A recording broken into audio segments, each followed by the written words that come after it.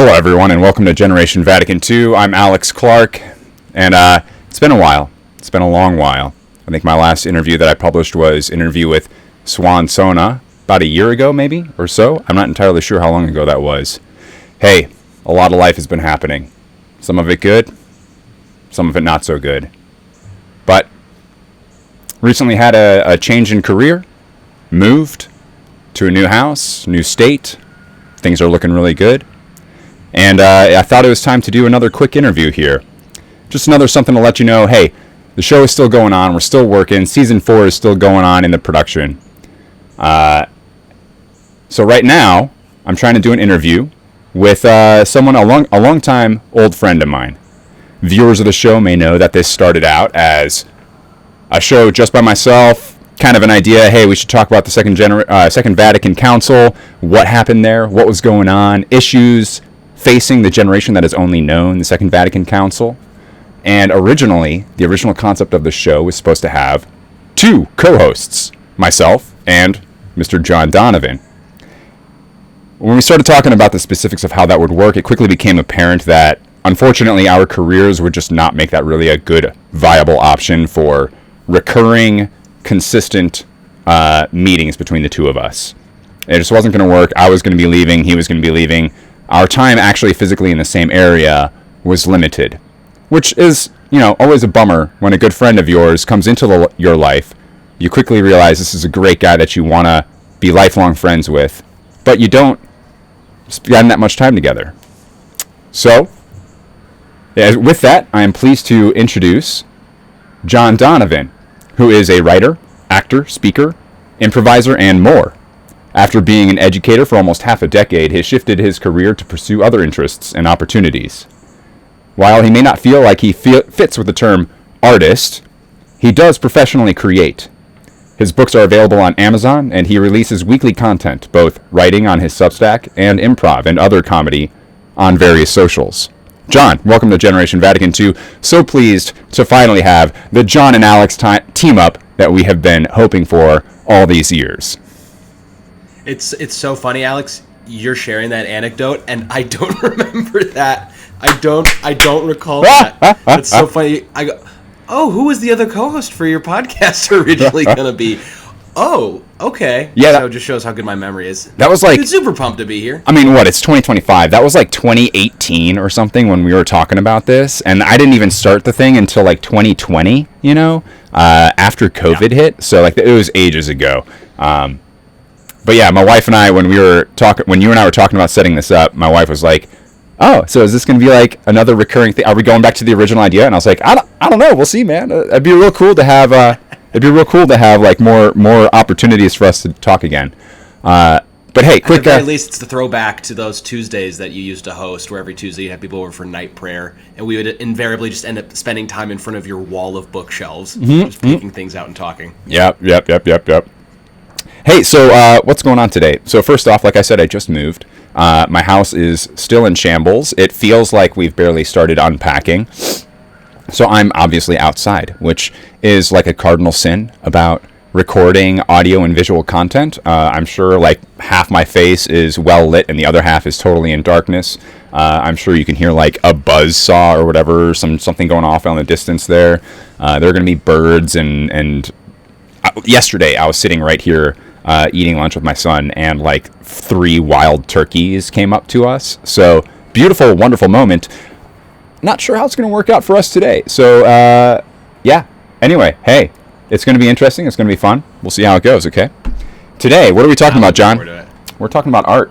Well, we're talking about art. You've been talking about wanting to talk with me about some things, so I sent over a couple lists of things that I felt qualified to speak about, and you promptly selected none of them. True. Mm-hmm. But as you said, we are talking about art today, which sort of in that introduction you're reading, you alluded to the fact that I don't identify with the term artist, and maybe we'll talk a little bit about that, but there's a lot of attachment to that word that isn't necessarily negative. It's just I've never felt it to describe me. But when you really do break down the bells and whistles, it is like, oh, I actually make most of my money doing creative endeavors. So I think it actually does apply to me.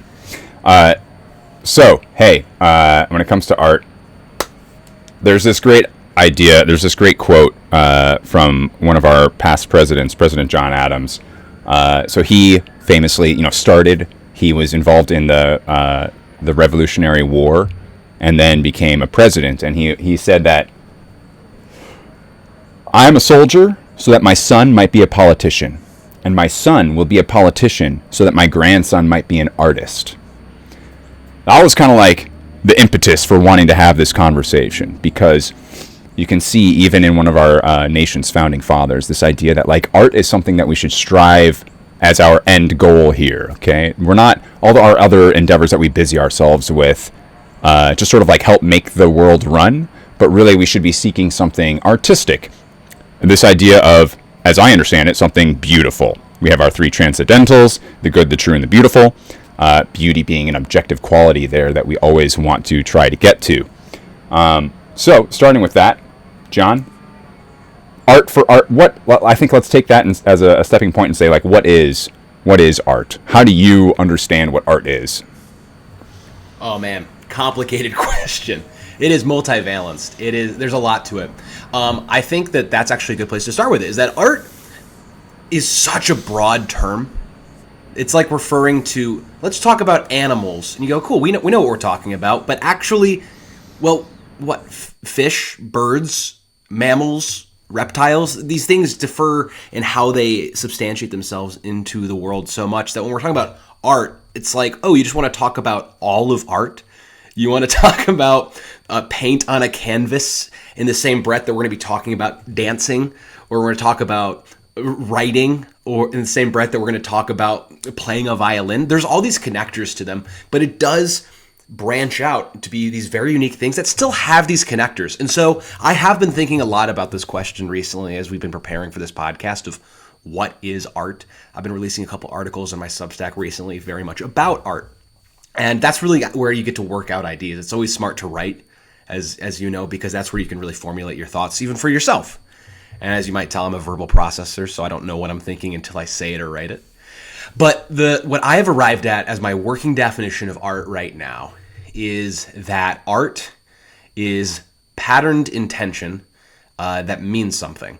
And how it means something, and how you create those patterns, and where the meaning is created, that all has its own twists. How it's made, different theories of meaning, different theories of pattern, whatnot. But if we want to really get down to the absolute bare bones, we are in some way, and you could even take out the pattern part, because patterns are the ways that we create meaning. It's really just intention that creates meaning, I think. That's such a pretentious answer. One thing that I have been thinking about is that there's different ways that we look at art. In English class, I was an English teacher for quite a while. In English class, you call them lenses. And lenses are saying, adopt this certain perspective. So you can just look at a piece of art. You can look at this dog. You can look at a painting. You can read a book. And you can sort of just say, what's the content? That's generally our normal consumption. If I'm watching a movie, I just go, what's the content? What's the plot? What's happening? But analysis invites us to adopt a lens, which is pay attention to this one specific thing. And there's a variety of lenses. A very common one is, what does the author intend? So let's look for author intention. It could be author's biography. It's like if you read James Joyce, a lot of his life is written into Portrait of the Artist of a Young Man. There's a feminist reading. There's economic reading. Let's see how money is at play here and what it says about class. Psychological readings. There's all types of things. Hey, let's focus really on how the setting is impacting the content. All these things. And the point is, it comes to a point where we start saying, oh, as we hyper focus on one element of this, we're able to see different things. And my point here is, there's a lot of different ways for us to look at a piece of art, just like there's a lot of different art. So you have these branches continuously going out. And so a lot of times when we say art is this way and this is what art is, you're excluding a ton of other things. So we can say art has to be beautiful, or art has to make you feel something, or art needs to be well done, there needs to be skill, whatever it is. And it's always true, but the second we make that the absolute exclusionary definition of art, we're actually kind of cutting out a lot of other things. So there's a famous art piece that I love. It's called The Comedian. And you've probably heard of it. It is the banana tape, duct tape to the wall, sold for like millions of dollars. And people get so irate about it. And, one of the things that I always come back to when I am defending it is I'll pull exactly what you said. I go, well, we're talking about it, aren't we? They're like, well, I could have done that. It's like, yeah, but you didn't sell it for $1 million. Or, well, it's just so stupid. How could this be art? He goes, well, you certainly have a lot of big feelings about it. And so when we say art makes you feel something, yeah, it does. But also, if I go to the Louvre and I see all these still lifes of a ton of bowls of fruit, I don't really know if I'm going to be feeling much. But I can't deny that it's art because it's a painting. Even famous ones like the Mona Lisa, no shade. But I'm not overcome with emotion when I see the Mona Lisa. It's not really inspiring in anything me. If anything, I just go, that's famous. I'm glad I saw a famous thing now. Maybe that's the emotion it stirs out in you. But I think that emotion does play a part of it. But so does the brain.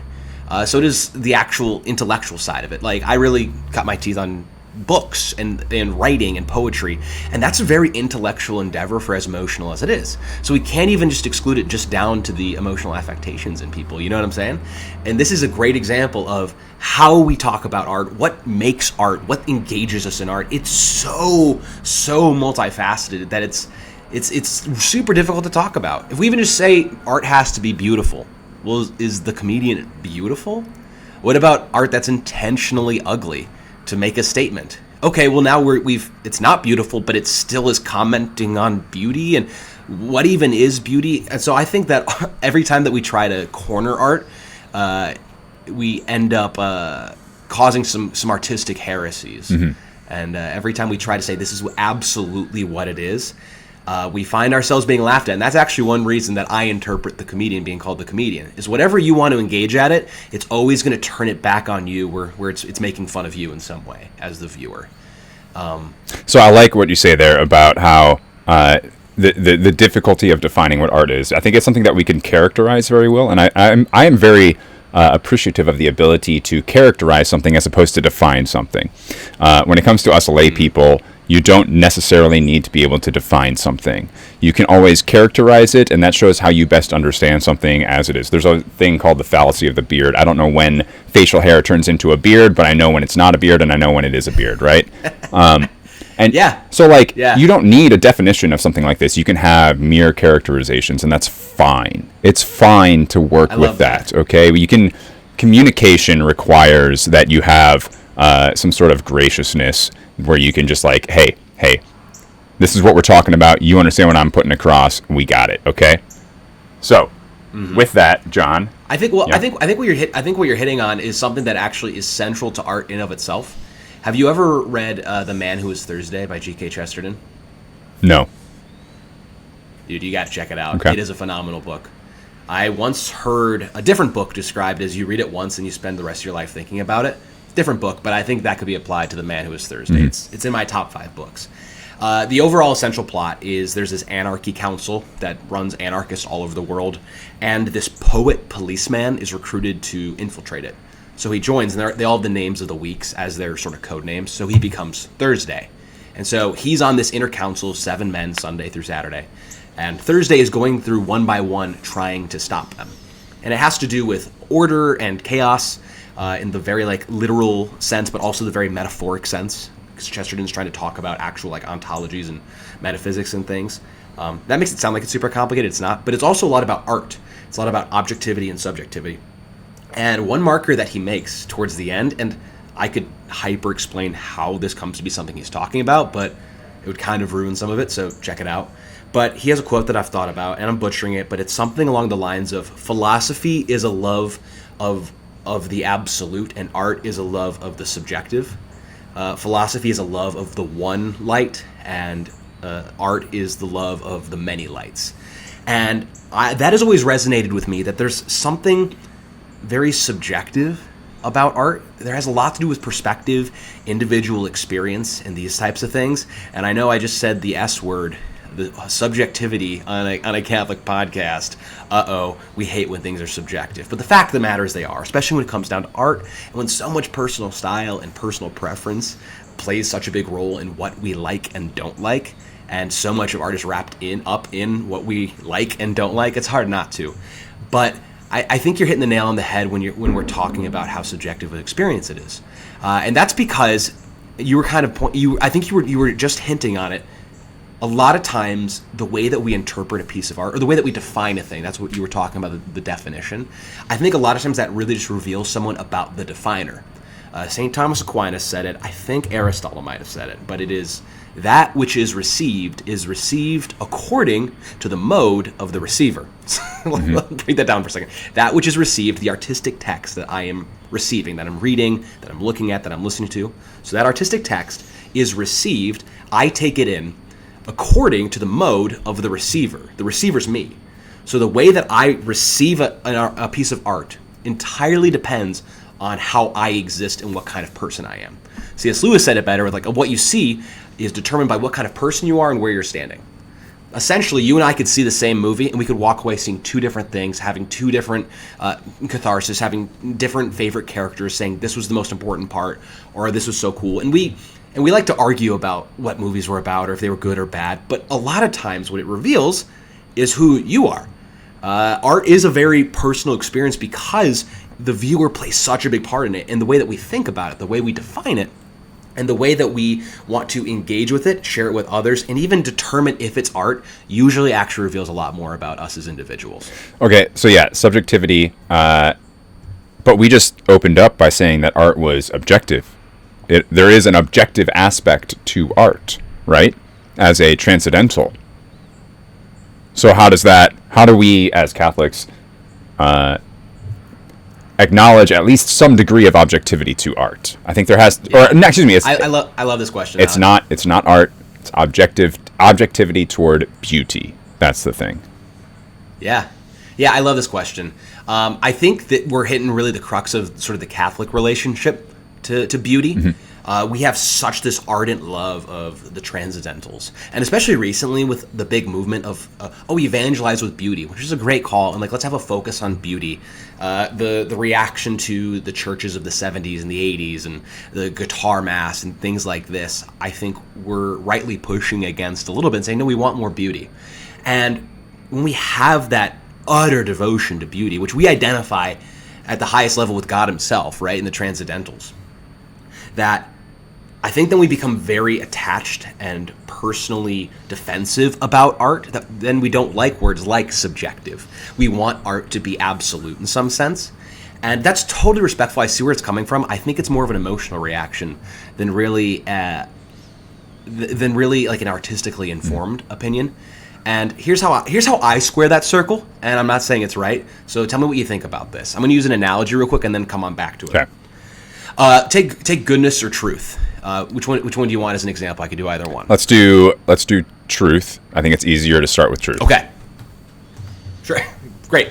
So there's this great quote that I read. It is from this anonymous writer. He wrote this great book. I actually have it right here. Let me pull it up. I'm so sorry. I should have had this pulled up, but I didn't think I was going to be talking about this. Essentially, here's what he says.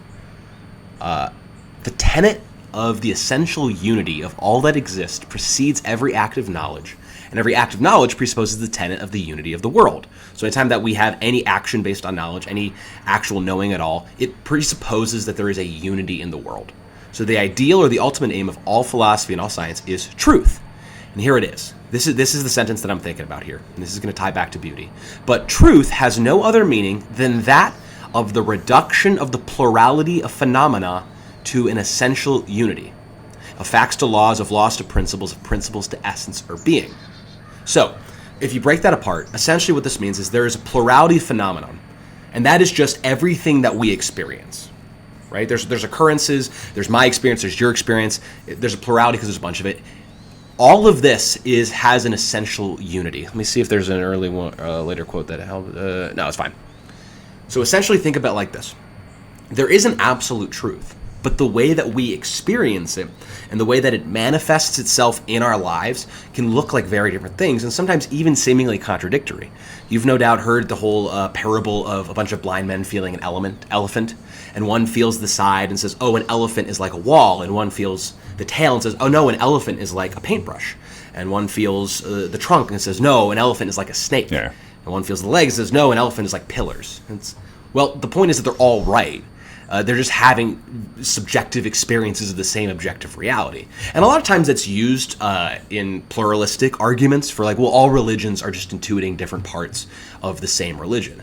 It doesn't matter what God you believe in. They're actually all just many faces of the same unknowable God. And that's the argument. And that's oftentimes one of the reasons why I think especially Catholics go, no, not a fan of this, not a fan of subjectivity. You are incorrect. Because we've essentially been shown the holy elephant. We've been shown the elephant. We go, got it, this is what it looks like. And we usually stop there because we don't like to have that plurality.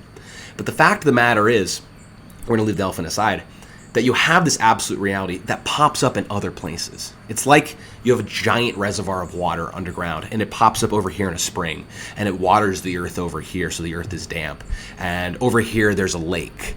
It's all the same water coming up in different places. We just experience it differently.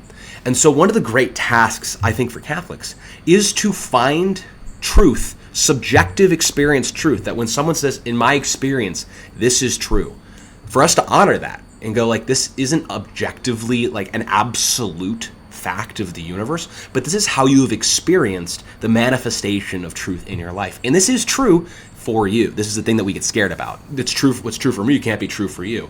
Generally, we just believe when we say if it's true for me, it may not be true for you, is I've experienced this and this is what it was like for me. And this happens all over the world. It doesn't deny truth. It just says that the way that truth has played out in the world is more complicated than we want it to be. And so our task is to respect a subjective experience and say, where does this fit, and graft onto what has been revealed to us in the absoluteness of truth. They're actually not entirely opposed. The second we become relativistic, they do become opposed. In the same way that we say, like, oh, all religions are all equally true. We go, well, they can't be, because ours said that there are no other gods except for him. So like there's going to be naturally some things to take in and some things to parse out. But just because it's subjective doesn't mean that it doesn't have a place to play in the larger role. If we move on to goodness really quickly, it might help the analogy go further, and I will come back to beauty. With goodness, we say, are there any moral absolutes? To that we would say emphatically, yes. And a lot of people would then square back and go, oh, okay, so what? We should never lie? What about the Nazi at the door? Can we lie in that situation? And they try to focus on these side cases. The problem there is that we're dealing with thou shalt nots instead of thou shalls, right? And thou shalt nots are negatives. What they are doing are hiding concrete, positive moral absolutes. So generally when we say there are no moral absolutes, what's the first thing we're going to point to? Well, different situations demand that you act differently, and different civilizations and different considerations and different people and different levels of knowledge and skill all demand that you act in a different way. So we can't say anything absolutely because every situation is different. To which I would say, okay, so you think it's a good thing for us to determine the nature of every situation and every moral action, and so choose what is the best thing to do depending on the situation? They go, yes, exactly. That's why there's no absolute morality. And I go, well, that's prudence. You just defined prudence. That's a virtue. And you just said that we should act that way every single time. Furthermore, you go, we should act the right way every single time. So you believe in justice. Okay, great. Now, the obvious one that people always, and people concede on this, they go, oh, yeah, okay, I guess I do always believe in justice. We should always act justly. We should always act with prudence. But there's no moral absolutes. It's like, well, there's no times that we can really say at all times this cannot be done. There's a couple of things like adultery. We can say there's never a little bit of good adultery, right? Mm-hmm. We can say like, oh, some relationships are bad, some are toxic, some you need to get out of, absolutely. But we can't be like, oh, a little bit of adultery is good. It's fine. It all depends on the situation. So there are still things where we can say no every single time. But let's get back to my main point, because I want to round out, because I've been talking for a while. The point is, we have these moral absolutes. We have absolute goodness. It's justice. It's prudence. It's moderation, right? It's courage. We should always be acting with these things. Everyone would agree about that. It is when those moral absolutes are substantiated in the messiness of our everyday lives where we go, this gets a lot messier, and it gets a lot more subjective. That's where prudence helps us navigate different situations. And so you can think about it in the same way as truth has an absoluteness, where then it branches out into a plurality of phenomenon that we experience, and it seems like different things can be true for different people because we have different experiences. But the fact of the matter is they all trace themselves back to an absolute reality.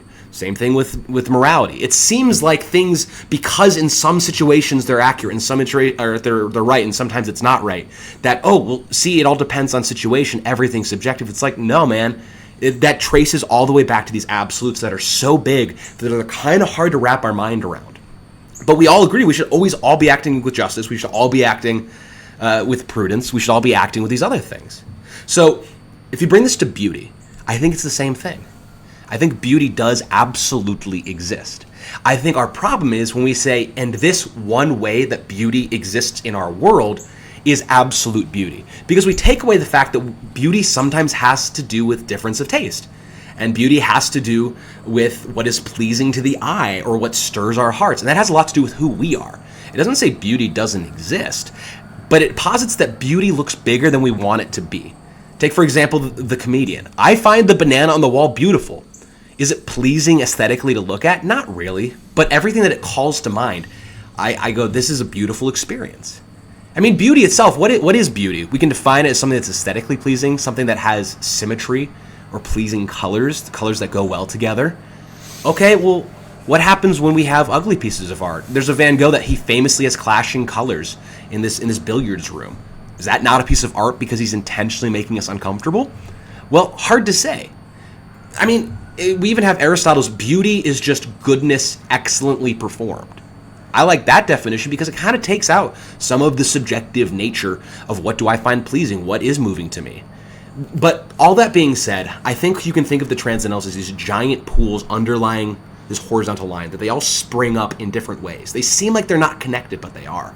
And to put the final pin on it, going back to Chesterton, Catholicism, Orthodox Christianity, is the religion of paradox, of having two things that we believe are violently true, even though they seem completely opposed to each other. Jesus is fully God and fully man. We can also believe these things about beauty. This piece is beautiful. So is this one that seems to spit in the face of everything else that this one is talking about. This moral act is 100% good. So is this one that actually seems to be sort of the exact opposite. That's really crazy, but they both stem from the same moral precepts, the same absolute goodness. Thanks for coming to my TED Talk. Have your essay on my desk by Monday. That's all for class today. All right, hey, that was wonderful. I really liked it. Hey, man, the idea that the virtues are the express examples of how we get these absolute values of truth, goodness, and beauty. It's expressed in our virtues. If I can try and say what you were saying differently, to put it in different words, sure. I'm going to harp in on the example of the elephant, okay? Sure. To understand the elephant, we first have to understand the quote you gave at the beginning, that art is received in the mode of the receiver. Yes, and I immediately say, and no. If I communicate something to you, I have intended something that I want to communicate. You have heard what I said and seen my nonverbal cues and understood something that may or may not align with what I intended. Okay? Yeah. So what's the famous line? I never said that he stole my wallet. I never said he stole my wallet. And depending on which depending on which word you stress, yeah, the operative word, the meaning totally changes for that entire sentence, right? Okay.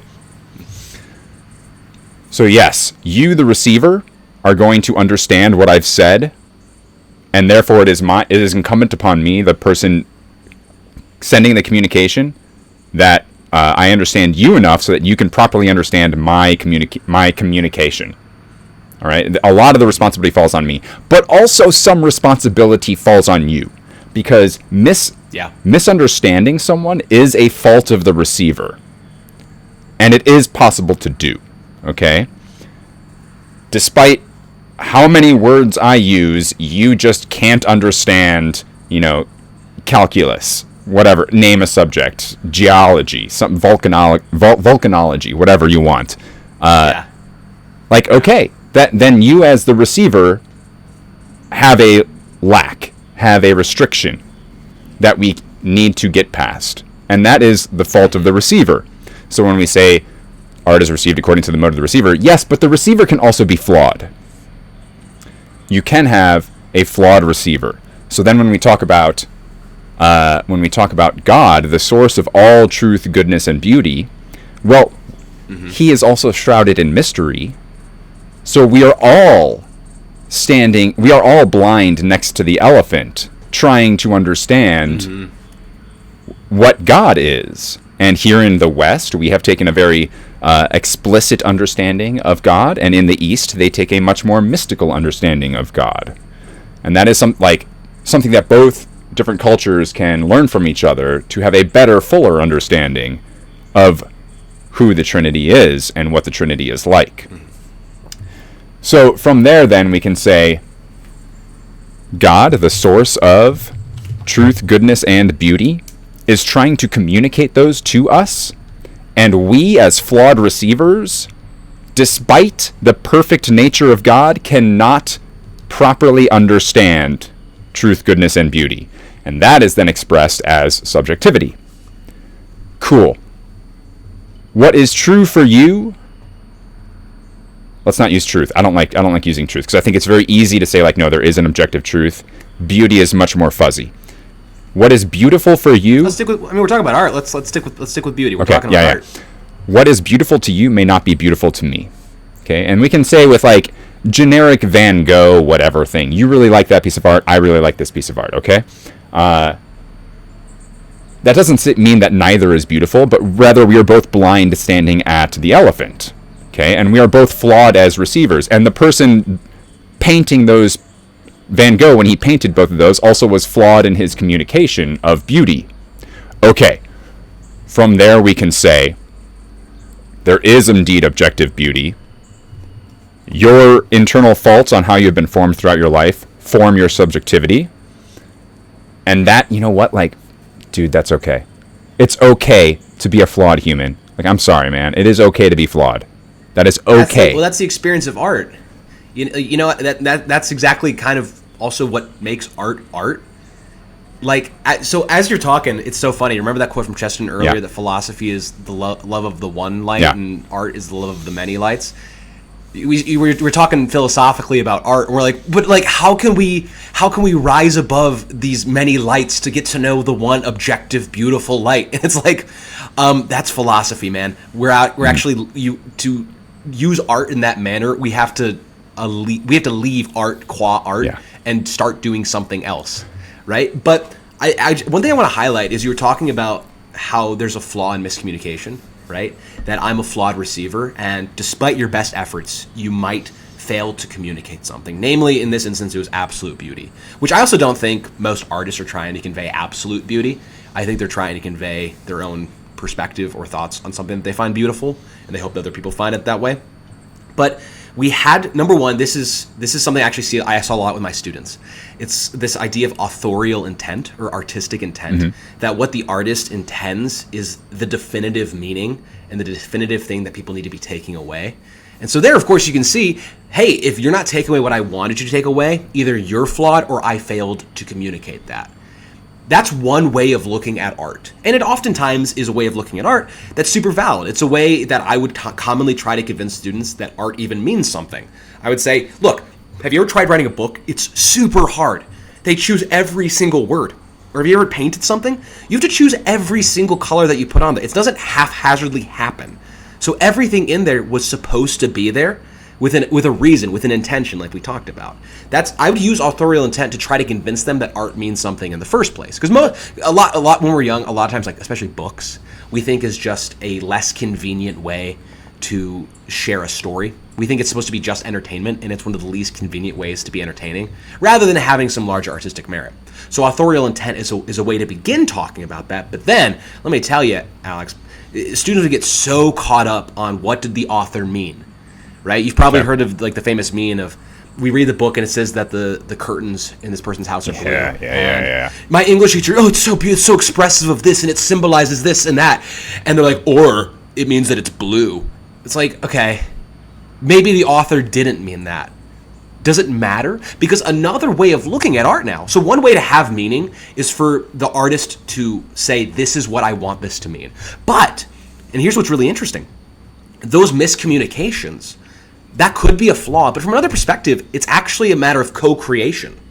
What it is when you look at a piece of art, you actually have to be a little bit of an artist yourself. You have to piece together the things that they have left you and say, what meaning is this creating in me? And then give words to it. In fact, that's most of English class, is learning how to look at a piece of art, at a book, seeing everything there and saying, can I piece together something larger that's behind the scenes? Can I read between the lines? And to do that, I have to have enough of a creative vision to say, oh, I see how this pattern is fitting together.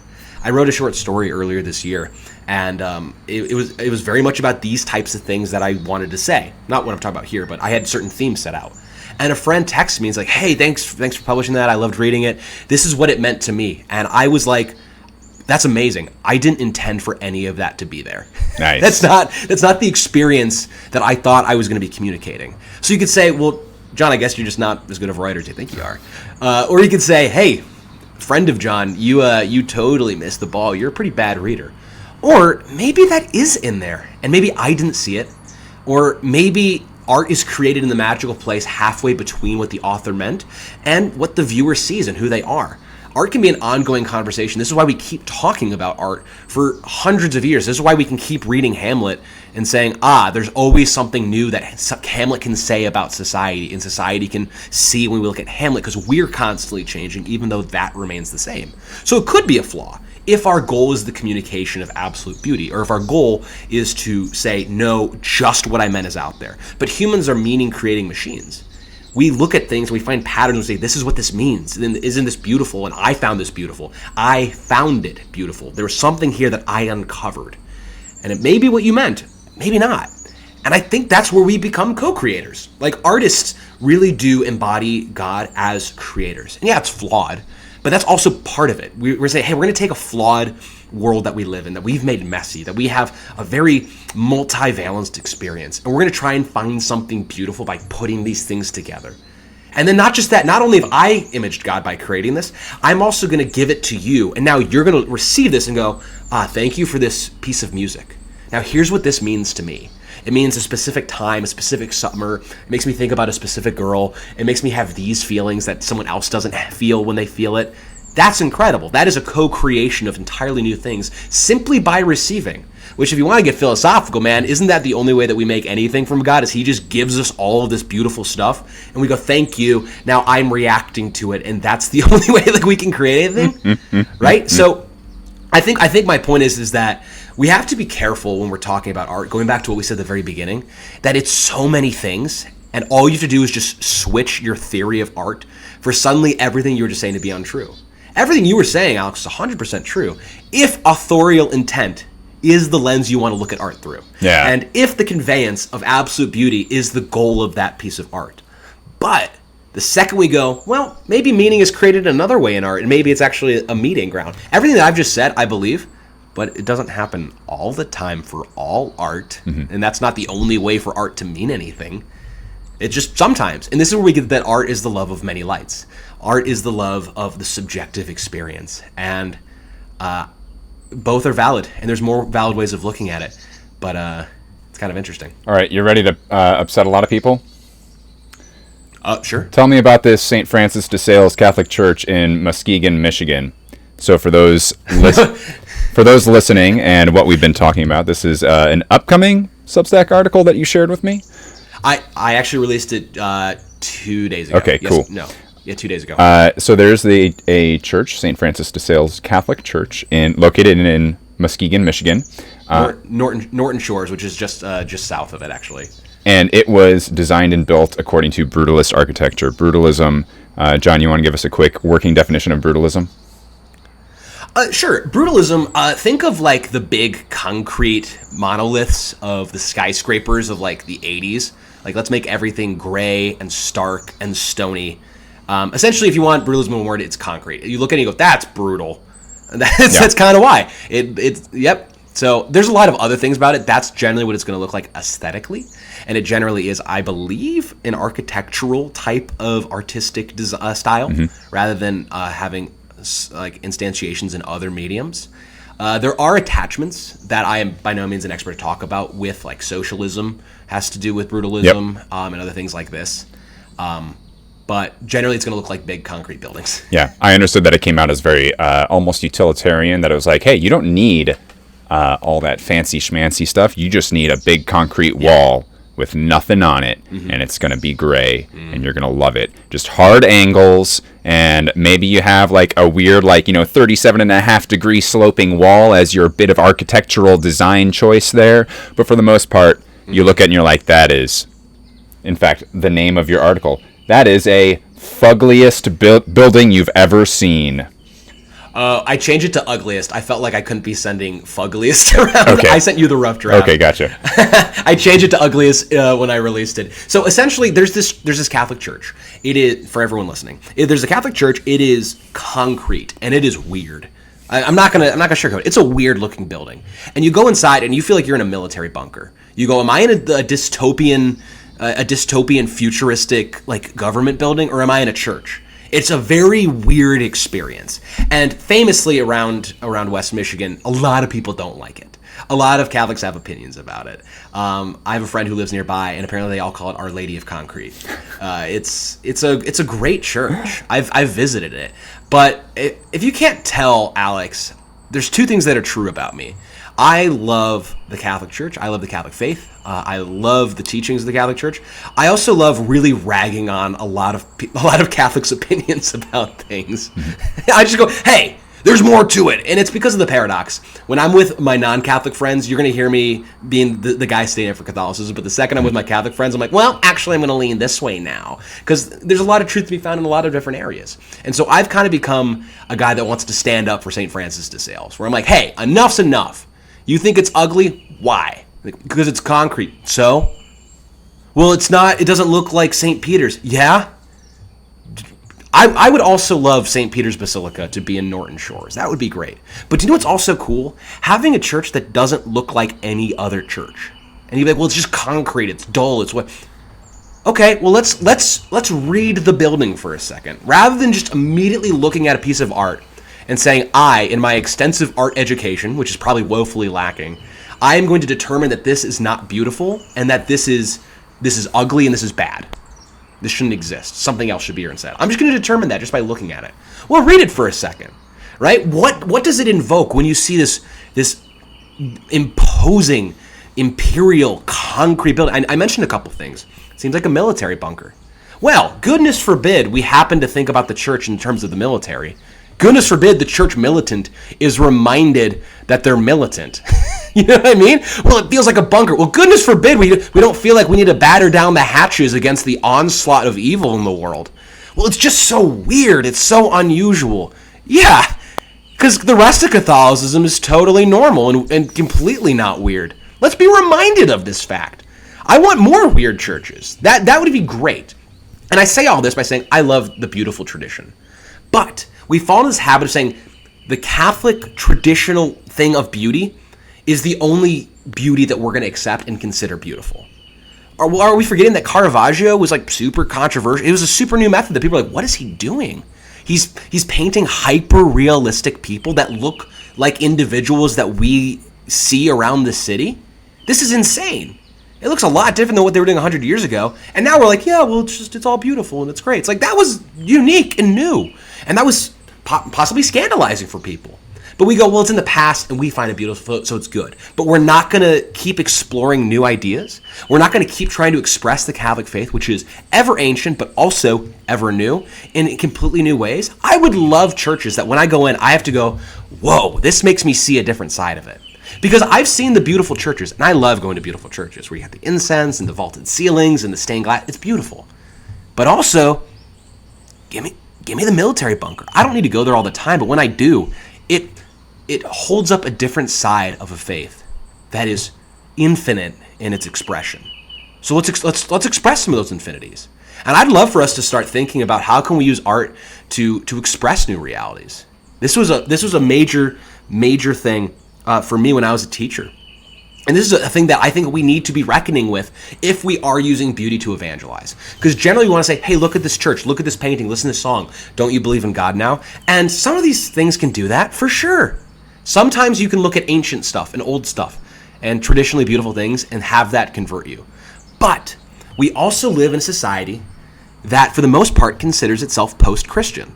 Most people, at least in North America, grew up Christian if they're not practicing, and they fell away for whatever reason. So I would have students who would say all the time in theology class, Mr. Donovan, I've been to Catholic school my whole life. I know this. And it's like interesting because I teach this professionally, and you emphatically do not know this. But we have this idea of like, well, I've been exposed to it my whole life. You know, I've heard Bible stories. I know about Noah's Ark, right? I know that Jesus loves everyone except for quote unquote these groups of people, and that's why I don't like going to church anymore. It's like, well, okay, amazing. You completely missed so much of this story, and you completely have no idea how to understand this. But you were in it enough that you think you know it well enough. So when you look at old art, you might go, that's beautiful, but it's not going to convince me. So we need to shake people out of this. Like, art can do this. And is it beautiful art? Yes, beautiful art can do that, but also ugly art can. I had this a painting of a crucifix in my classroom. I had art everywhere. Is it okay if I put a picture of that up? Oh yeah, please. All right, thanks. Please. Yeah, I'll do that in post. Picture from the Substack. Cool. I will put it in post, and I'll put your Substack in there. Yes, absolutely. We're going to link to it, and we're going to link to your cool. books as well. But okay, so this. Yes, everyone buy, give me money for art. So this crucifix that you made, which is in one way abhorrent. I was thinking about my classroom, and I go, I need a crucifix in here. Now, we had like a little crucifix. I was given a cross with like I don't know if it was a resurrected Jesus or just Jesus in the countryside. It was a cross with a little painting on it. It was only a little big. And then I brought 2 crucifixes from home, but they were the kind of standard over the door ones. I'm like, I want front and center, giant crucifix. This has got to be central in my classroom. So I tried looking it up. Apparently, if you want like a 54-inch crucifix, they're super expensive, especially on a Catholic school teacher's salary. So unless there was an estate sale of like a church that's closing and just wanted to give that away, I was out of luck. So I've had a little bit of experience painting. I was kind of thinking, well, maybe I can kind of do this, I can do that. So what ended up happening is I ended up painting a pretty interesting piece of art. Essentially, I went for this really sort of like graffiti-esque type look where it's big. It's like a 56-inch piece tall. It demands your attention. It's a skeleton laid out on the cross, and it's violent and it's very bloody. Like all the wounds are gushing blood, and it looks very different. And then I actually went to a gun range and had a person working there shoot bullet holes in the feet and the hands. That's wild. On the canvas. Oh, that's so wild, man. And so I hung that up, and it is. I mean, if you're showing the picture now, like it's grotesque. It is unsettling. Is it beautiful? Probably not. Is it good? Probably not. But at the same time, everyone that walked in, coworkers and students alike, would go, Mr. Donovan, what is that? And I go, oh, I'm so glad you asked. Well, the reason why it's a skeleton up there is because, number one, drawing humans is really hard, so this is a little bit of a shortcut. Number two, Christ dies on the cross. And do you know what he does with his death? He kills death. That's true. You know, and I think it's in Galatians, it says, he who knew not sin for our sake became sin. And so this image of having a skeleton up there, it's not like a worship of death.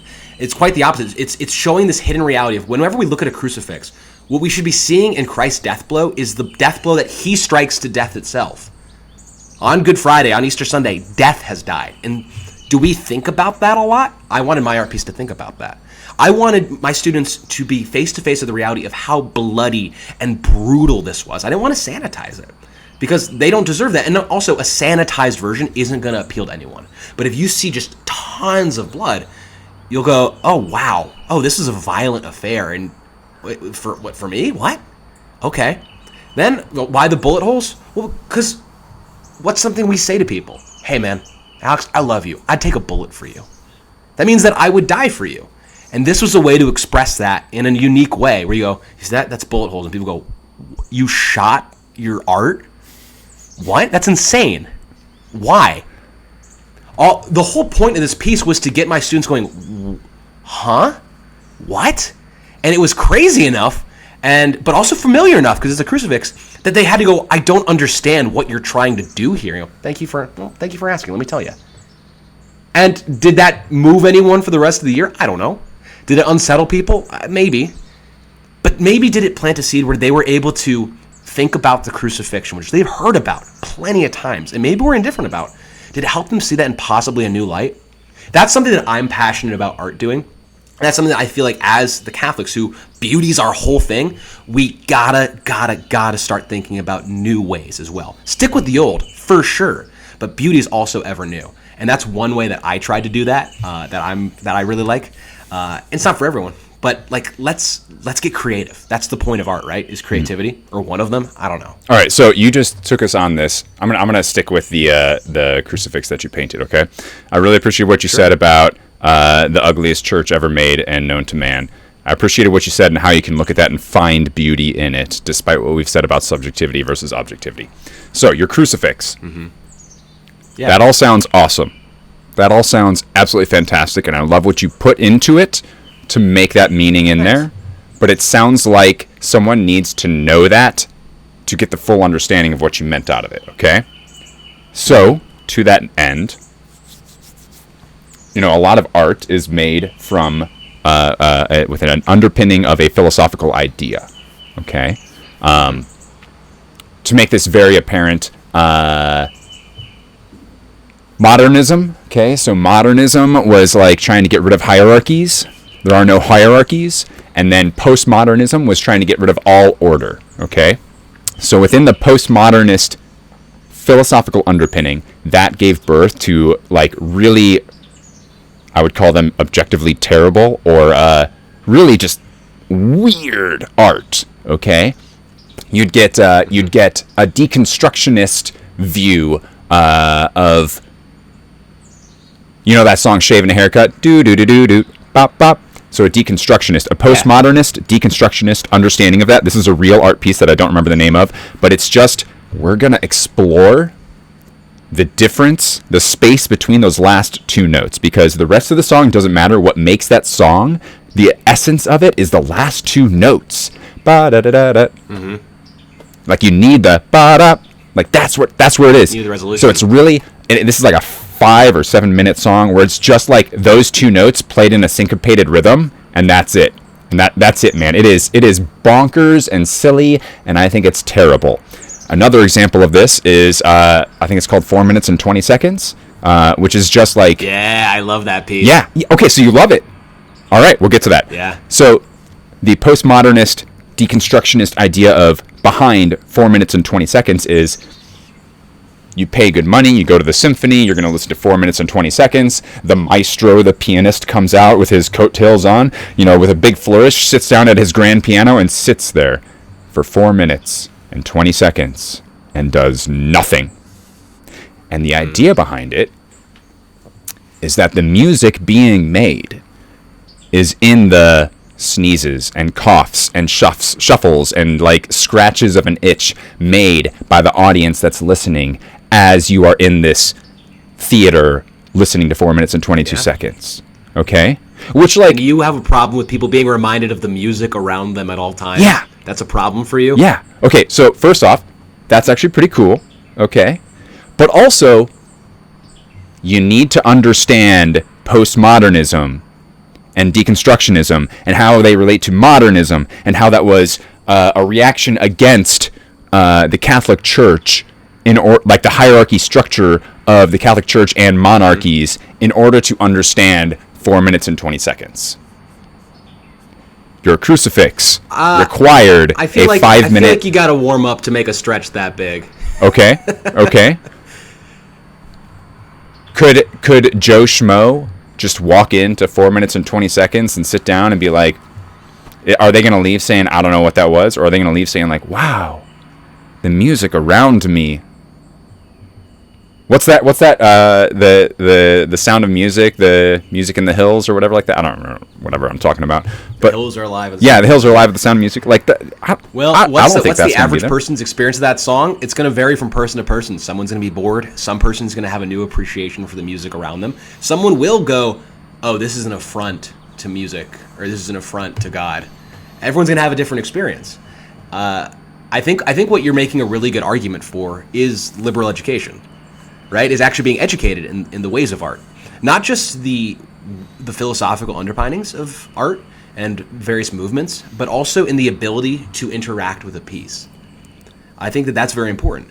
and not just interact with it in one way and say this is the definitive meaning of it, but able to look at it from a lot of different perspectives. There's something so useful in artistic training, especially what I love about English class, is it says let's look at this from all possible angles, and then in the synthesis of this, we're going to have a larger view of what this piece is. So do I love 4 minutes, 22 seconds, that's the name of it, 4 minutes, 22 seconds? Do I love that because it's a perfect instance of postmodernism and that's an affront to the Catholic Church? No. I think it's cool because it's like, they're paying a lot of money and now they're just sitting in silence. That's funny. That's a funny thing to do to a bunch of people. What's also really funny or really cool is to be reminded of the music all around me, to force me, to wake me up. Because if I'm going to see live shows, I'm going to kind of zone out a little bit. I can't pay attention that long. So it's kind of cool to go, wait, what's happening? I get it. Now, the onus is a lot of times on the viewer. They have to be able to know how to engage with these things. And that can be a problem. It can be a problem. Education is a double-edged sword because on one hand, it makes you go, I can give you the definitive explanation on this. But it also can say, I can't understand this or what it's trying to do. I do firmly believe that an increase of truth leads to an increase of beauty. There are certain pieces that my choir teacher would play for us, and I was like, it's fine. It's not really my thing. And then he'd explain what cool thing is happening, and I go, okay, I love this now. That's really cool. Or even when I started painting, I started looking at things closer and realizing the actual color of things rather than what I assumed, like how most trees are actually like a grayish purple rather than brown. I never noticed that before until I had to start paying attention to colors and color theory and things like that. All right. So I think all that being said is, go ahead. I'm gonna push back against you now. Okay. So I asked whether or not whether the viewer or the listener needs to know the philosophical underpinnings behind the piece of art they are enjoying. Music, sculpture, I guess dancing. I didn't answer that, sorry. Well, you did, with two juxtaposing answers, which I guess is the theme of this discussion today. So you started off by... Very artsy answer. You started off by saying no, and you kind of gave a reason that was like, well, some may hate it and not get it, but some might like it and figure it out on their own. And then by the end you said, well, yeah, there is a bit of onus on the receiver to know what they're going to. And then you got into the discussion about color palette.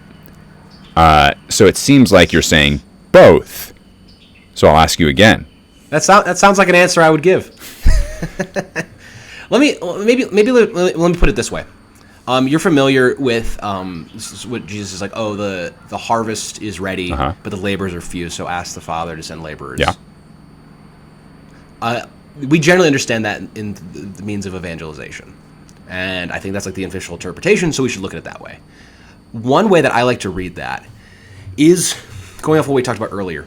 Is that there are all of these plants of truth and goodness and beauty popping up out in the world. Okay.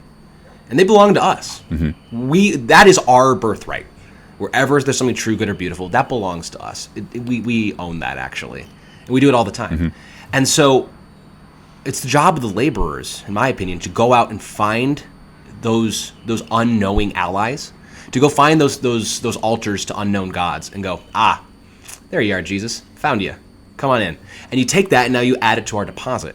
Christians are excellent at taking things that don't belong to them. And I don't want that to mean like in the way that's been associated with colonialism in the past. I want it to be more like philosophical, where we're really great at going, Aristotle is opposed to the teachings of the church. Just kidding. Now we've baptized him and he pretty much makes up a large part of our moral teaching.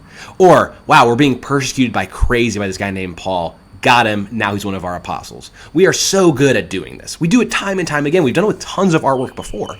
So when we have things that are philosophically opposed to the church, I think that there is at a high level a duty to say, I can understand this and pick it apart, to find what is in there. So when we talk about like postmodernism, when it's deconstructing, I'm not an expert on these types of things, but the way that I look at this is go, well, a lot of people deconstruct. And they have a lot of things that are worth saying. If we throw the baby out with the bathwater and we go too far and jump in wholeheartedly, we can be in a lot of trouble.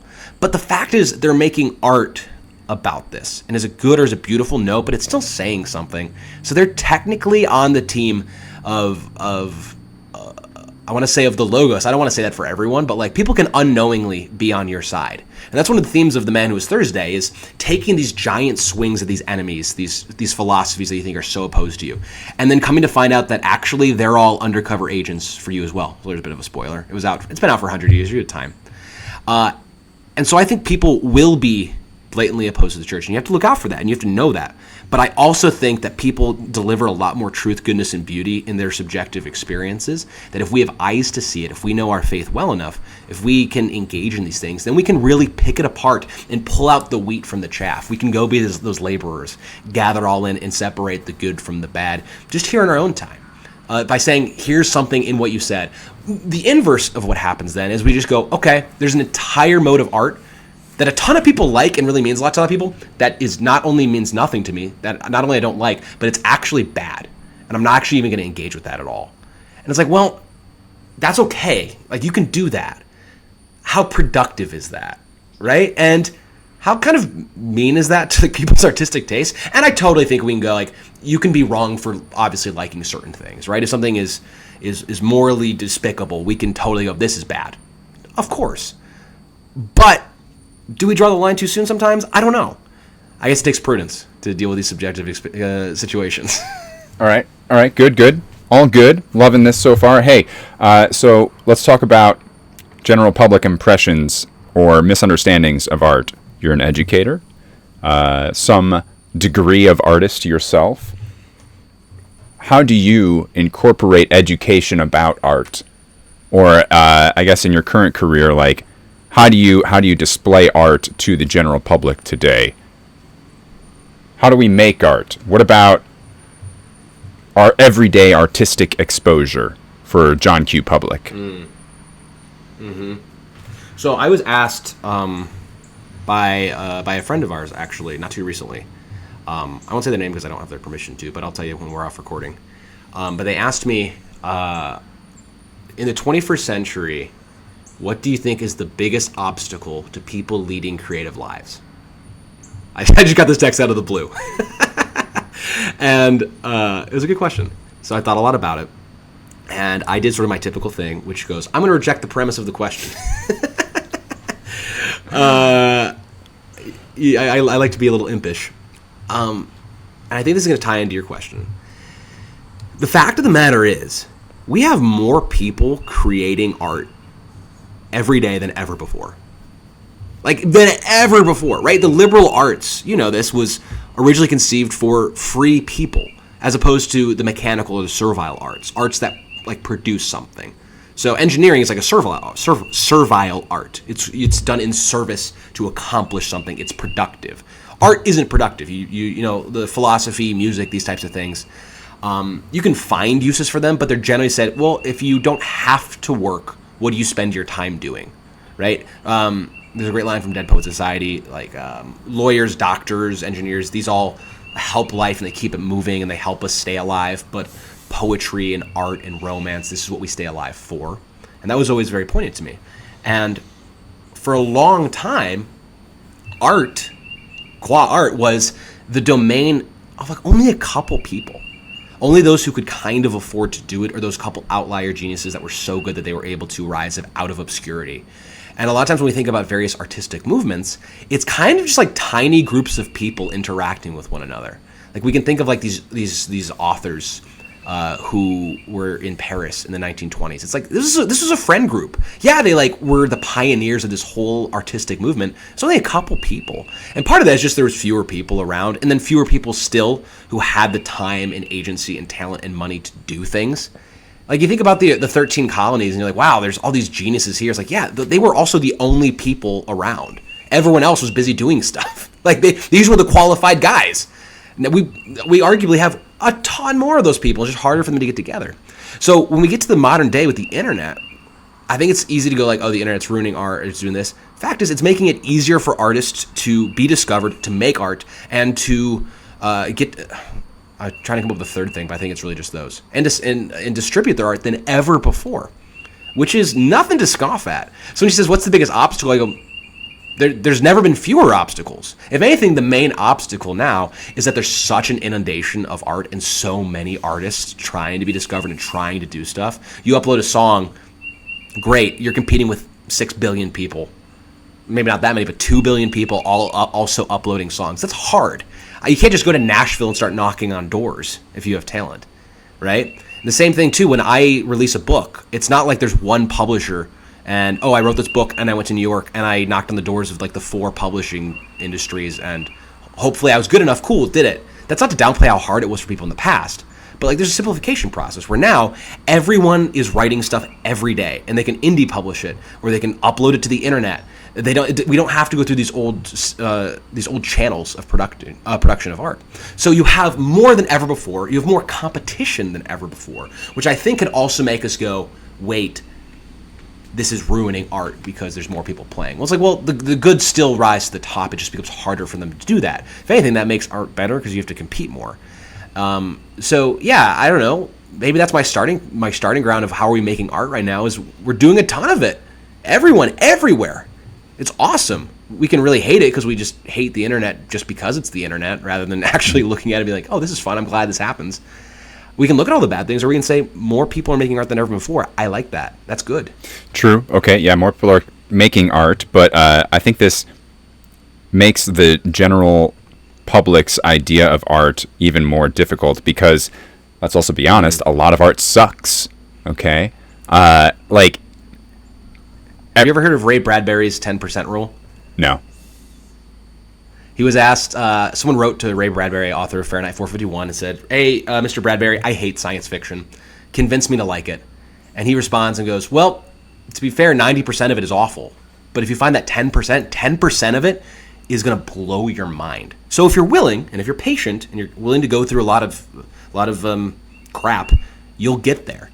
And people have taken this idea and applied it to everything. It's like, I don't like wine. Well, yeah, most of it's not good. But if you find 10%, it's going to blow your mind. Mm-hmm. And so I think to your point, like a lot of it's bad. You know, I'm an improviser, Alex, and improv comedy is an interesting art form because it is simultaneously one of the coolest things for me to tell people. I tell people I improvise and their jaw drops and they're so astounded. What, you? It's also one of the cringiest.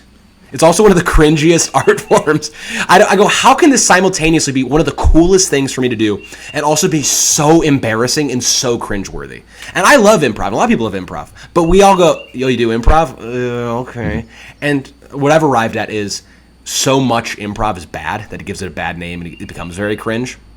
Kind of like acapella. There's so much bad acapella music that we go, it's really cringy. But when you find the 10% that's really cool, their minds are blown. And so, yeah, maybe we are putting out a lot more of the 90%. But with how much is out there, that 10% has to be even better. Okay, fair. I think then the like what I just have to accept is like, look, I'm not going to be scrolling through what just hit the streets today. I need to let someone else go through and filter out, let's say, at least 60% of that 90% because like I've got a job, I've got a family, like I've got things that I need to do. I'm not going to be scrolling through the art museum or not the art museum, but like the, I don't know, farmer's market and like, oh, there's the hidden gem. Like, no, I'm not doing that, man. Which admittedly like puts me at behest of the filters that I accept. So there's been a lot to say about both the painted art world being kind of, horribly corrupt about this stuff and just a cash grab at the like upper echelons of it, but also like music artists, how whatever gets played on the radio isn't necessarily like the best song, but it might just be like whatever artist had a great producer that could get the song played or had the right connections, so. And that's just something that I have to accept as a recipient of art who isn't doing the legwork of going out and finding the next new really good piece of art. So, I mean, there's always been filters. It just so happens that instead of it's just a fancy art museum or it's a producer or a critic, now it can be actually a little bit more democratized. Like when you go on TikTok, the people that you're seeing are the ones who like a lot of people voted on and said this needs to be seen more because I favorited it. I improved his algorithmic ability to be seen. Before, that would have been the job of just one person or a small group of people or just one museum or just one conductor or however these things would be done. So this has always happened. It's just becoming more democratized. But you do touch on something that's kind of a dirty little secret of art, is how much money plays into it. So a little bit of my background is I was kind of forced into being a professional artist. I was yeah, is that weird? People go, John, it's just so amazing to see you. You know, you're writing, you're on the news for your books, you have all these performances with this improv troupe that you're running. Like, you're doing a lot. And I'm like, yeah, it's great. And they go, it's just so cool to see you following your dreams. And I kind of go, that's not A, what it feels like, or B, how it happened. I didn't sit around in my classroom and go, you know what? I'm going to quit my job and follow my dreams.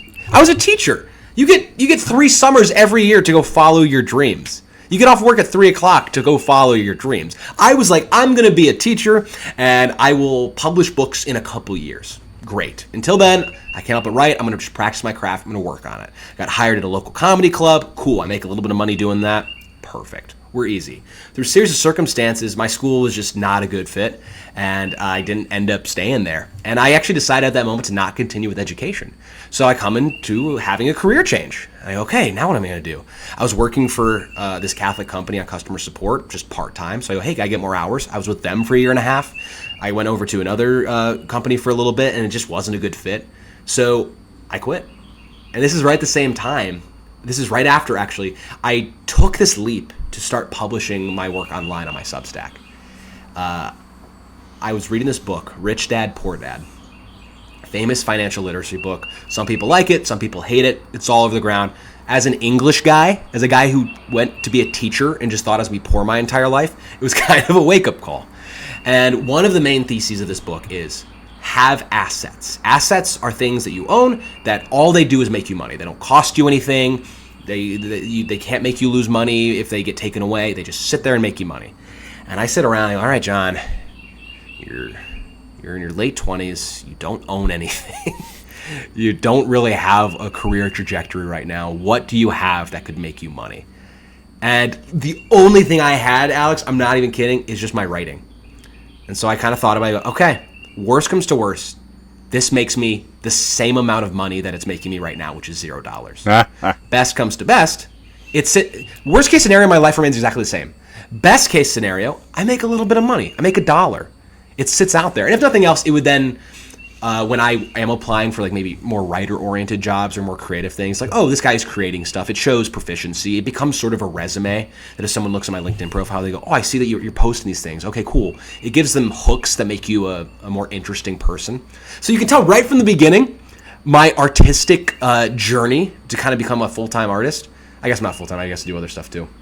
Regardless, to do art a lot more full-time, was entirely financially motivated and entirely from like this economic business, like how do I get an edge up on other applicants? So that's entirely what it was. So what you're saying is you're a sellout, right? I'm a sellout is the thing. I sell out.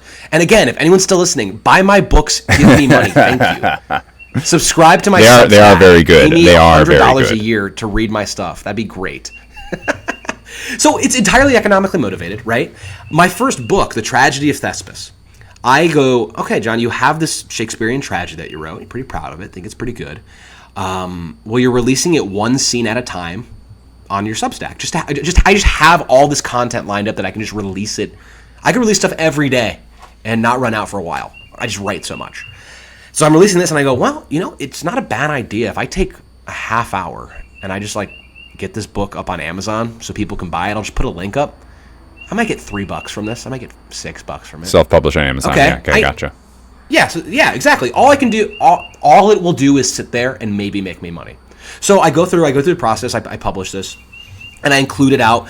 And I knew this was like a big thing. I was like, hey, like I published a book. Like that was always a dream, and like I did it. Amazing. But I was kind of downplaying it because I'm like, it's not a big thing. It's not like I sent it off to a publisher. Well, it turns out all of like my friends and family were like, holy crap, you wrote a book? You have a physical, I can go to Amazon and buy a book that you wrote. That's insane. Well, I'm talking to a buddy of mine who's also like a published writer he's got an even crazier story.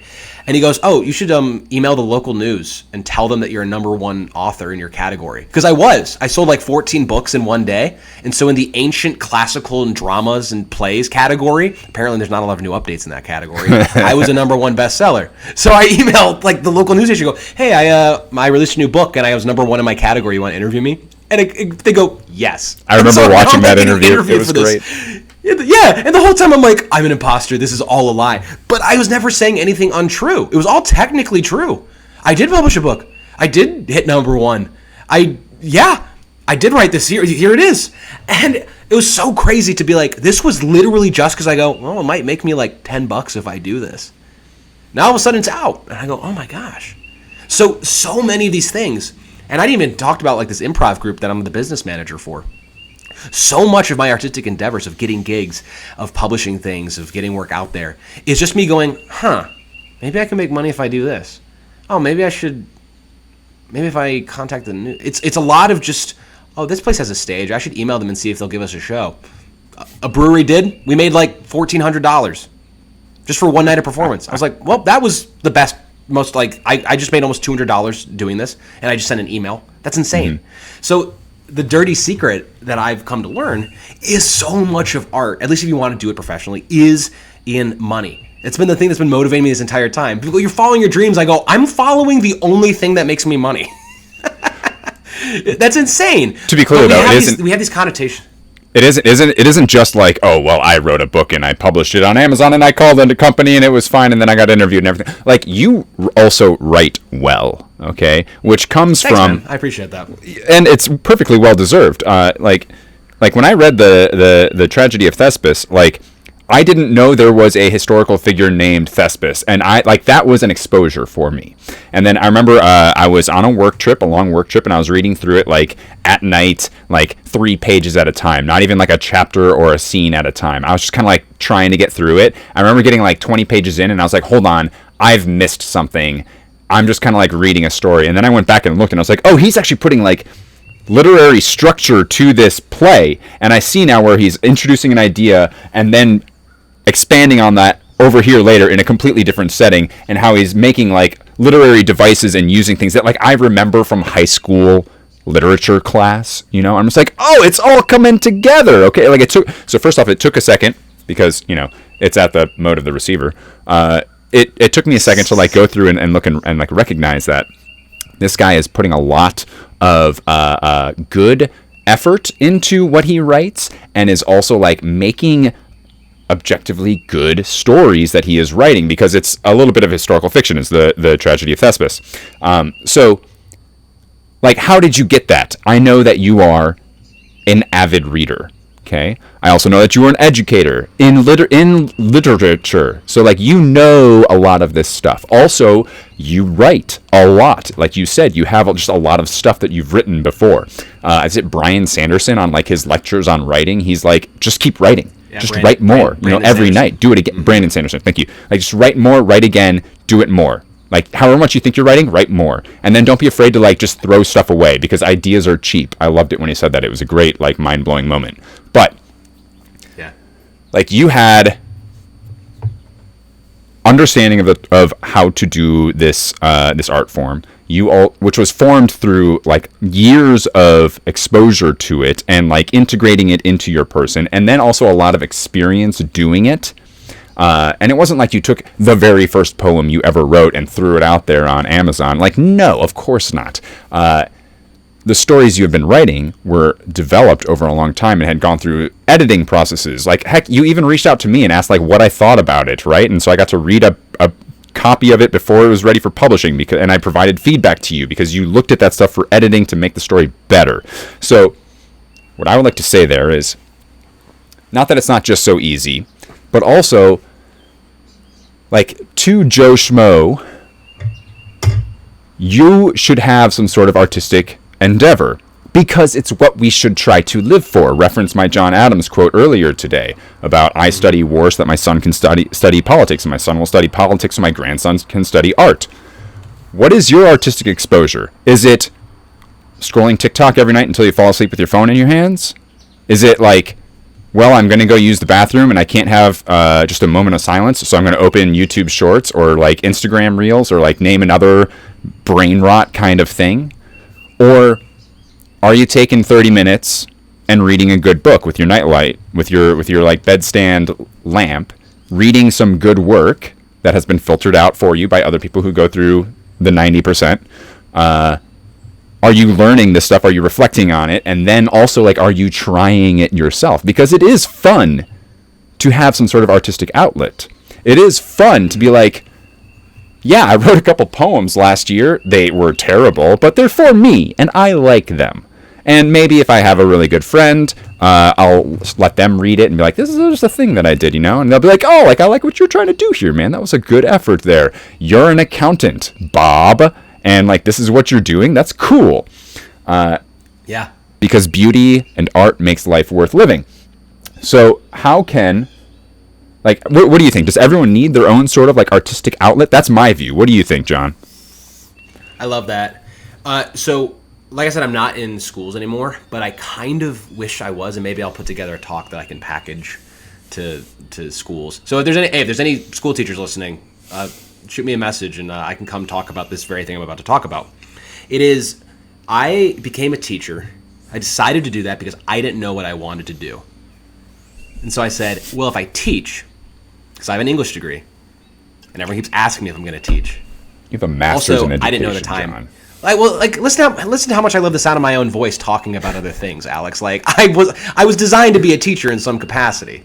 I didn't see that, but other people were like, oh, so you're teaching? I'm like, why? Because I have an English degree? It's like, no, because you don't shut up about books you've read. Like, come on, man. So I decided to do it to get more time. But what really put the nail in the coffin for me to say I'm going to be a teacher was I went to a career fair at my school, and it was like walking around with a resume. And I was an English degree kid. Like, they don't tell you career stuff. All the business people are there. All the engineers are getting their internships. And I was like, do I just go up and give them my resume and say, can I have a job? I don't understand how to do job. And again, on the liberal arts degree, I go, I don't want to ride a corporate ladder. I don't want to do it. I don't want to do that. So I go, I'll be a teacher, because once you're hired as a teacher, that is your job forever. And if you get promoted, it's to a completely different job, because administration is the only thing you get promoted to, and it's not being a teacher anymore. It's like becoming a bishop after you're a priest. It's like, hey, dude, you're so good at ministering and being with the people. Let's remove you from that, and now you have a completely different job. Congrats, you've been promoted. It's like, wait, huh? At any rate, all that being said, I did not have a lot of career background. And so leaving education required me to learn so much about career navigation, saying after the thing that I was going to do till I retired didn't work for me, what do I do now? I was reading career books. I even hired like a career counselor that I met with. I was so lost and so puzzled. And I was just settling on these jobs that weren't good for me. I felt like I was going from bad to worse. And then there's kind of a turnaround. And throughout the time I was developing my LinkedIn, and I was learning a lot. I was always good at interviewing, but I was bad at businesses, and I was bad at coffee chats, and I didn't understand how you make connections or how you network. And I didn't understand how to create income. I didn't understand any of this stuff. And so I had to kind of do a little bit of a self-education course. I sat down and would just say, I'm going to watch 3 career guidance TED Talks and take notes on it. I just did that once, but it was a super fruitful experience because I got a really good book out of it. Not that I wrote, that I read.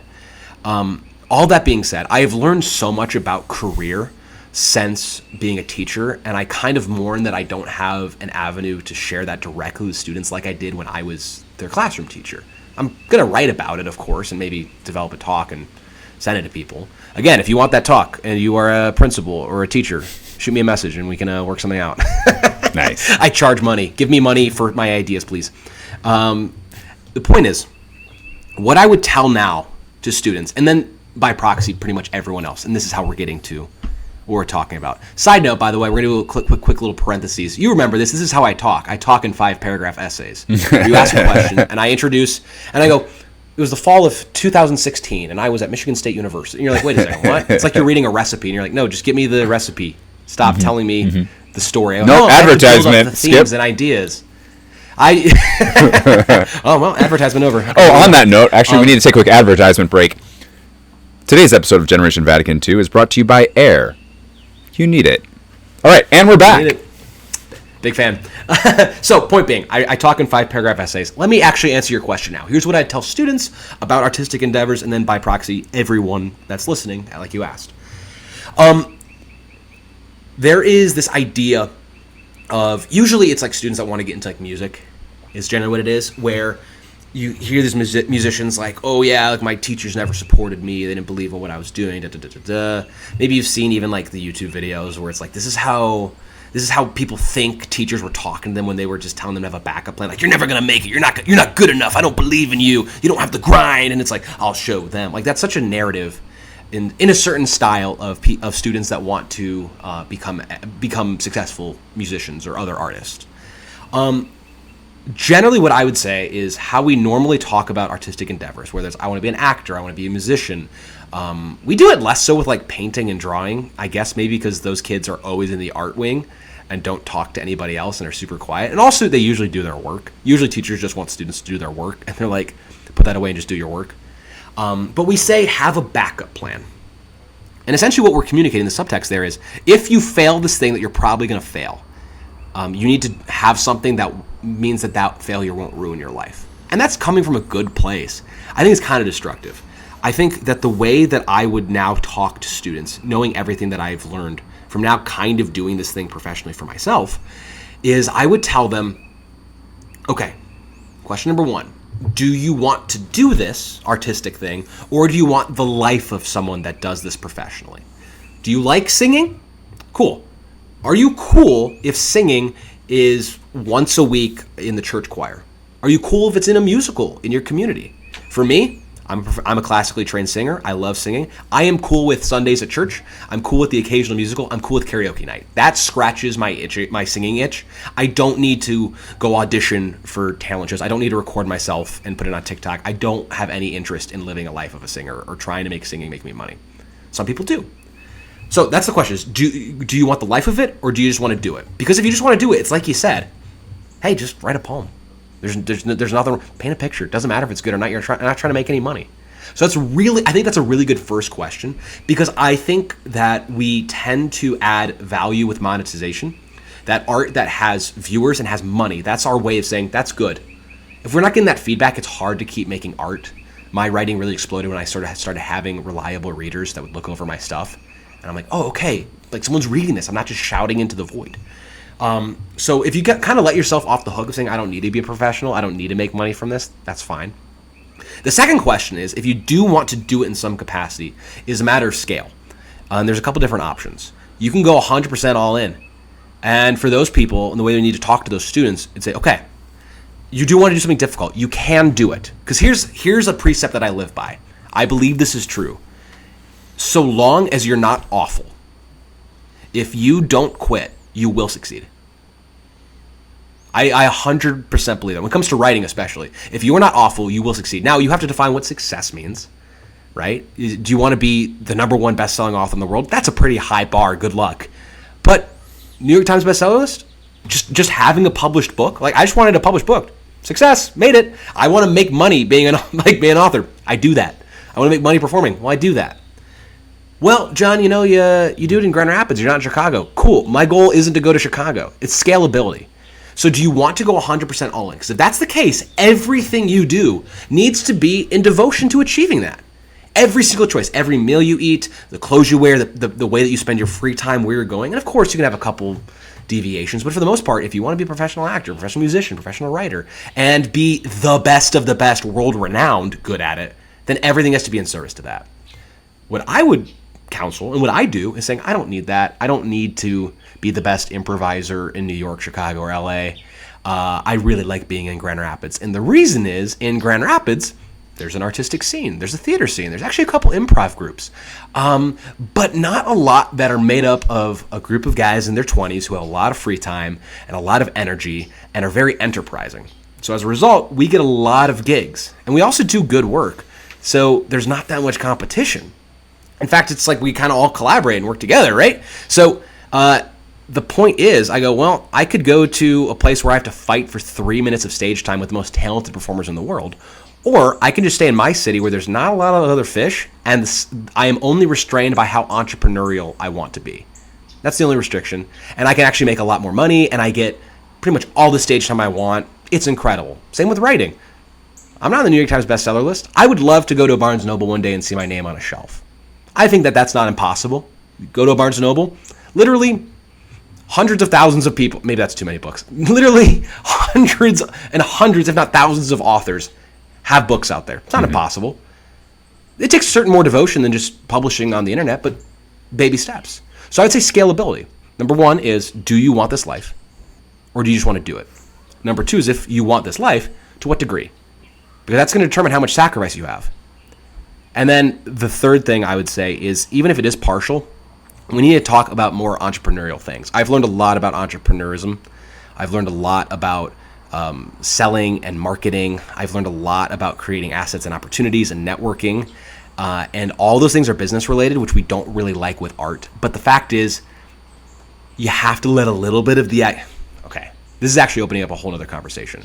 Art commonly has this denotation of, like, if you make money, you're selling out, right? We talked about that earlier. But also, money is how we determine what kind of art gets spread around.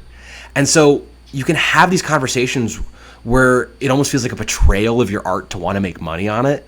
We also have this thing that people feel bad about asking for money for things, right? Like if I were to say, hey, Alex, can you move? Can you help me move? You do a ton of work for me. Yeah. If I offer you money, you might even be like, no, like, don't, I was just helping you out. I'm like, no, take it. But if you were to go, hey, so I just gave you like 4 hours of hard labor, please pay me how much I'm worth, I'd be like, wow, you're a bad person. We have such a attachment of morality to the exchange of goods and services and wanting money. It's like it's bashful to be like, hey, you want to buy my book? Yeah, it's like $20. Could you give me that money, please? It's like I worked on this. It's valuable, right? Mm-hmm. And so I do think that as artists, we have to take a look at how we treat money and art in general, but also like within ourselves. Because you can totally have this whole artistic integrity thing, and you can totally be like, this betrays the art to monetize it. This betrays art. It sells out. All these things. That's sometimes true. It's sometimes true in certain subjective experiences. Mm-hmm. But other ones, you'd be like, no, dude, make the money. Be entrepreneurial. Yeah. Find those instances because you deserve to be paid for this. Well, so, yeah, and like in the past, it used to be very much like, well, you had a patron who just like paid you to like live. And it's like, yeah, okay, cool. The Duchess of York is going to just be my patroness, and I'm just going to like make stuff that she likes and is, brings fame and fortune to York, or name a, old-timey feudal society, whatever kind of thing, right? And we don't have that anymore. Instead, it's just kind of your art succeeds based on its merit and whether or not enough people like it and whether or not the bots will upvote it for the algorithms or not. But cynicism aside, making art as like a living is much more like put yourself out there. There's no like how to with the business side of it, and you do need some of the business side. So art for art's sake, something that you like what you like to make might be really cool, or it might be terrible, and you need to at least get something that pays the bills. Mm-hmm. Okay. Mm-hmm.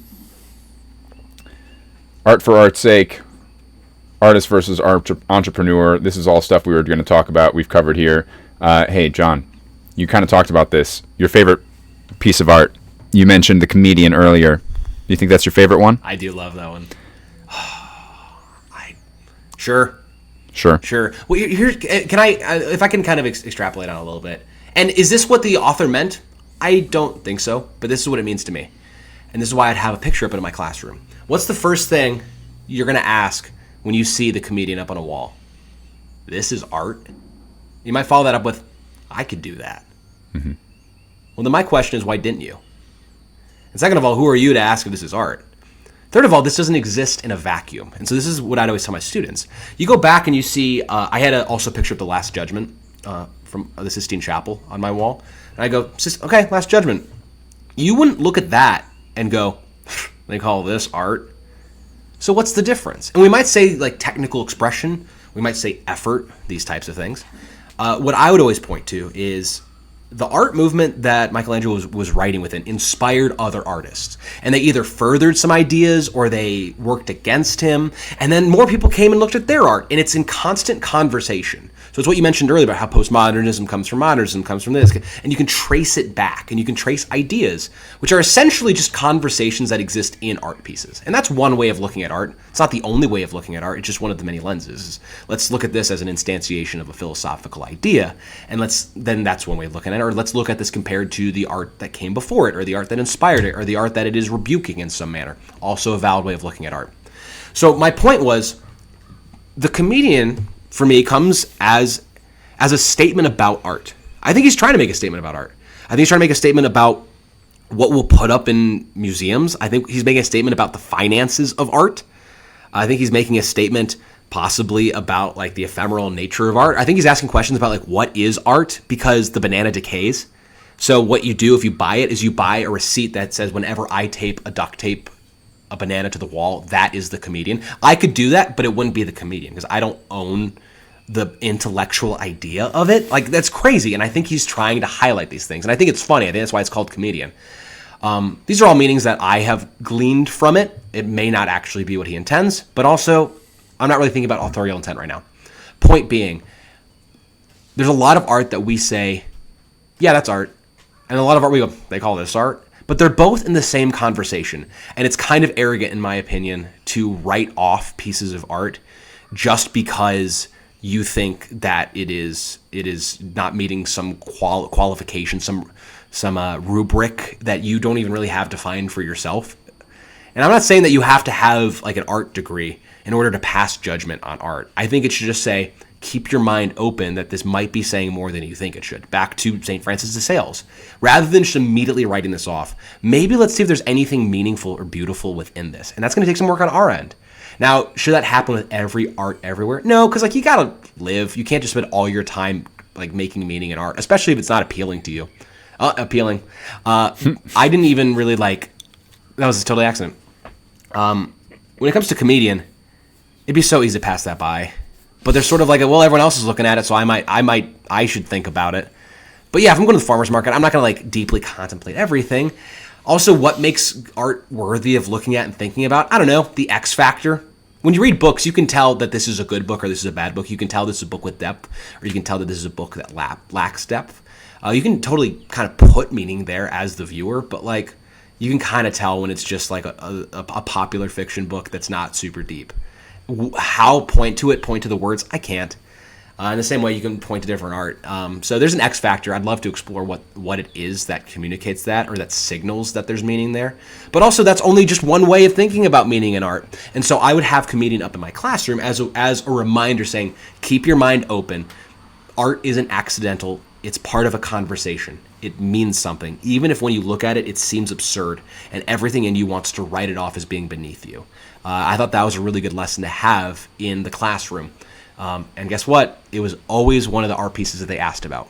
People don't ask about the Last Judgment. They ask about the banana. People don't ask about whatever other piece of art I had up there that's pretty famous. They would ask about my crucifix. So, I don't know. Mm-hmm. We're talking about it, aren't we? Yeah. We're feeling things about it. Should everyone have their own favorite piece of art or favorite artist? If they want to. Mm-hmm. I think when we, like, I think, again, our obsession with beauty as Catholics is good. We should defend that. We should maintain that, and that's part of our identity. But art is also, like, the realm of subjectivity. And I think it's good to have more beauty in your life. But the second I'm being prescriptive, like, you should have a favorite art piece, it's like, yeah, I think it'd be a good idea, but I don't think it's bad if you don't. Because like, what's constraining you from that? Probably life, probably your job or your family, probably lack of education. And so it's like, it'd be cool for you to have more of that in your life, because I think it's worthwhile, and I hope you have it, but it's not bad if you're lacking that. Furthermore, and here's a little bit of a hot take, a lot of art is boring. Like, you take me to an art museum, and I'm gonna kind of dread it a little bit. Why? Well, one, because I don't know enough about it. Two, some of it might just not be that good. It might not be interesting. It might not captivate me. And a lot of that's on the viewer. A lot of it is like, well, if you can't find anything good or beautiful or true in this, like, that's on you. And yeah, it is on you. And sometimes I'm like, I just don't want to go do that work. I want to be immediately handed something that I feel is meaningful. I want to be entertained. You have to be in the mood for it. But a lot of times it's like, dude, this is boring. I don't like this. I don't like listening to this. I don't like watching this. I don't like reading this. I'm bored by it. It's a beautiful work of art. It's not doing anything for me. And that's where I think truth does help a lot. Like going to an art museum when there's a dozen to explain things to you, super helpful. Drinking wine with other people that know how to drink wine, completely different experience than when you're just drinking it with your friends who are like, tastes like grapes. It's like, cool, we just don't have enough truth here to unveil this for us. And I think that's the position of a lot of people. But also it's work. And also 90% of it's probably crap if Ray Bradbury's right. So like, why wait? Who's got the time? There's a new Marvel movie out that I gotta go see. Oh my gosh. You want to talk about cinema as art? Yeah, I'm not super qualified, but I mean, because so we have the Avengers, Marvel Cinematic Universe, okay, cinematic experience, right? There's also the Cannes Film Festival, which is more artsy fartsy about what someone is trying to apply. But then you also have what's that movie? There's the gif of the guy standing up clapping really hard. What's that? Oh yeah, Citizen Kane. Citizen Kane, thank you. Citizen Kane was the one that first kind of drew it home to me as no, art can be cinema can have an analogy of when you read a book and you're like, dude, that was literature right there. Cinema can have that as well. Oh, yeah. When you can watch a movie that was cinema, okay? Because Citizen Kane, there's when you talk about the limitations of filming at the time and how they did various transition effects when people are telling a story of relating some experience in the past and then how they transition back to the now at this point. And it's they just kind of shift the frame so that there's a dark area back here and then they can double expose the film and then the outgoing memory just kind of fades up into there. And it's a real nice effect. It was a great movie to watch, even though the plot was kind of I don't want to say basic, but it was kind of a heartfelt plot. And then the actual it's the life of a newspaper mogul. Yeah. Is that going to be the most interesting story to most people? But again, is art just about relaying content? And the answer is sometimes. Yeah. My favorite movie, It's a Wonderful Life, when I was first told about it by my dad, amazing storyteller, he's where I get it from, I was like, this is the coolest movie ever. Then I sat down and watched it, was bored, senseless, I couldn't finish it. And then when I got older, I'm like, oh, actually, this is out good. Okay. So content plus artistic merit, these are both things to think about. Yeah.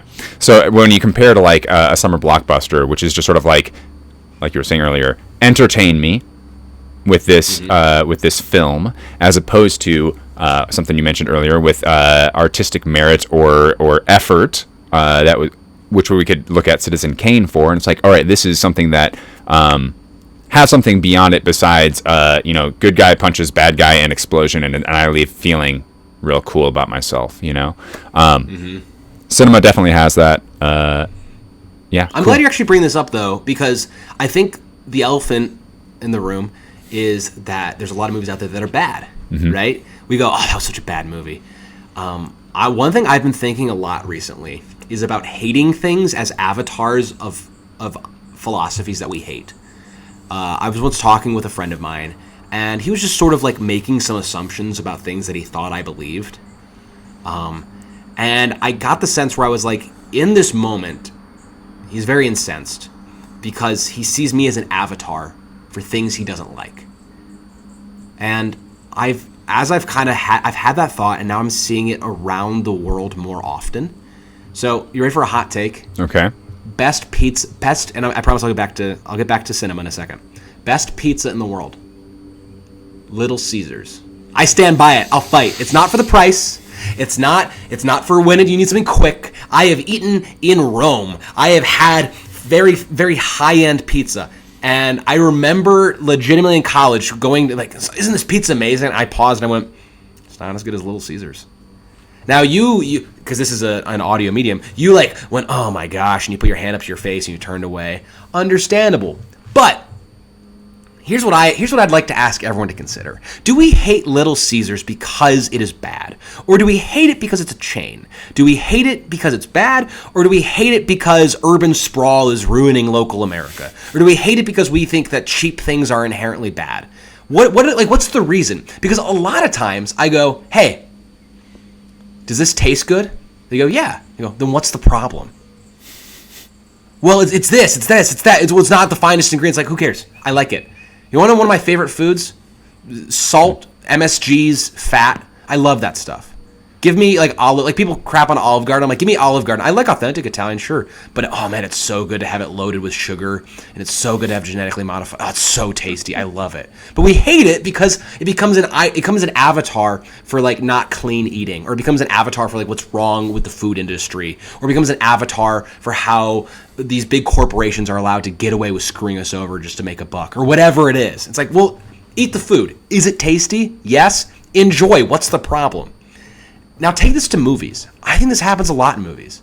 Now granted, I think I'm Marvel's like target audience because you put a guy wearing a costume in a fight and I'll go, oh boy, how's he getting out of this one? But here's the fact of the matter, Alex. I'm not going to Marvel to see art. In fact, oftentimes I don't like seeing art in the theater. I like to go be entertained. I like to go turn my brain off and go, that was cool. I liked these bright colors. Popcorn, soda. When I leave...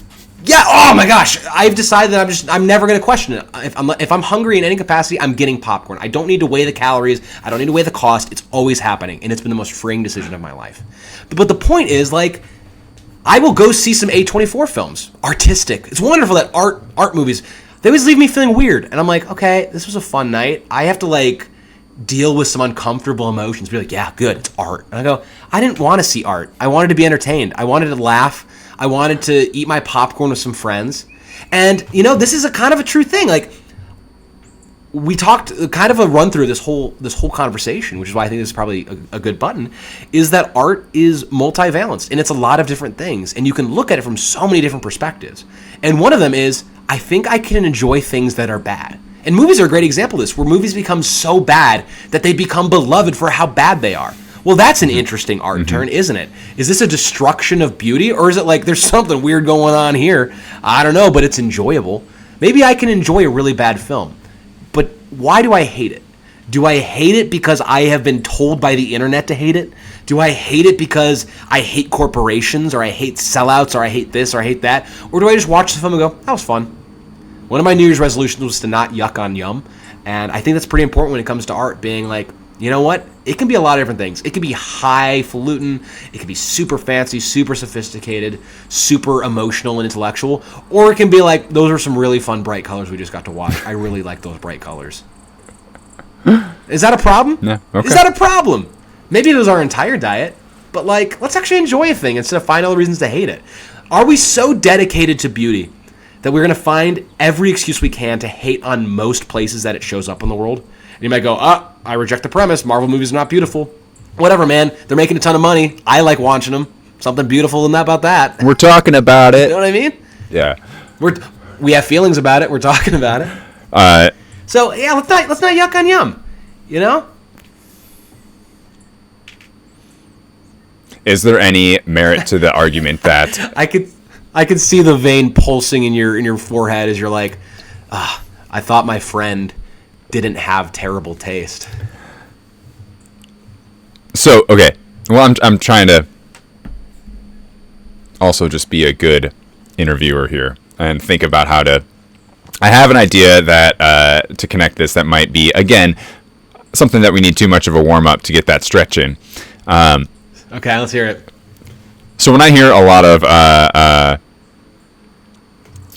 dudes online talking about, let's say, the homesteading movement, okay? You mentioned MSGs and, you know, fatty Olive Gardens, okay? So tasty. Love it. Yeah, more, truly. Get me another Chick-fil-A, baby. Oh, yeah. So, like, when we talk a lot about that, it's like, oh, well, this is an opportunity. This is a missed opportunity to develop virtue, okay?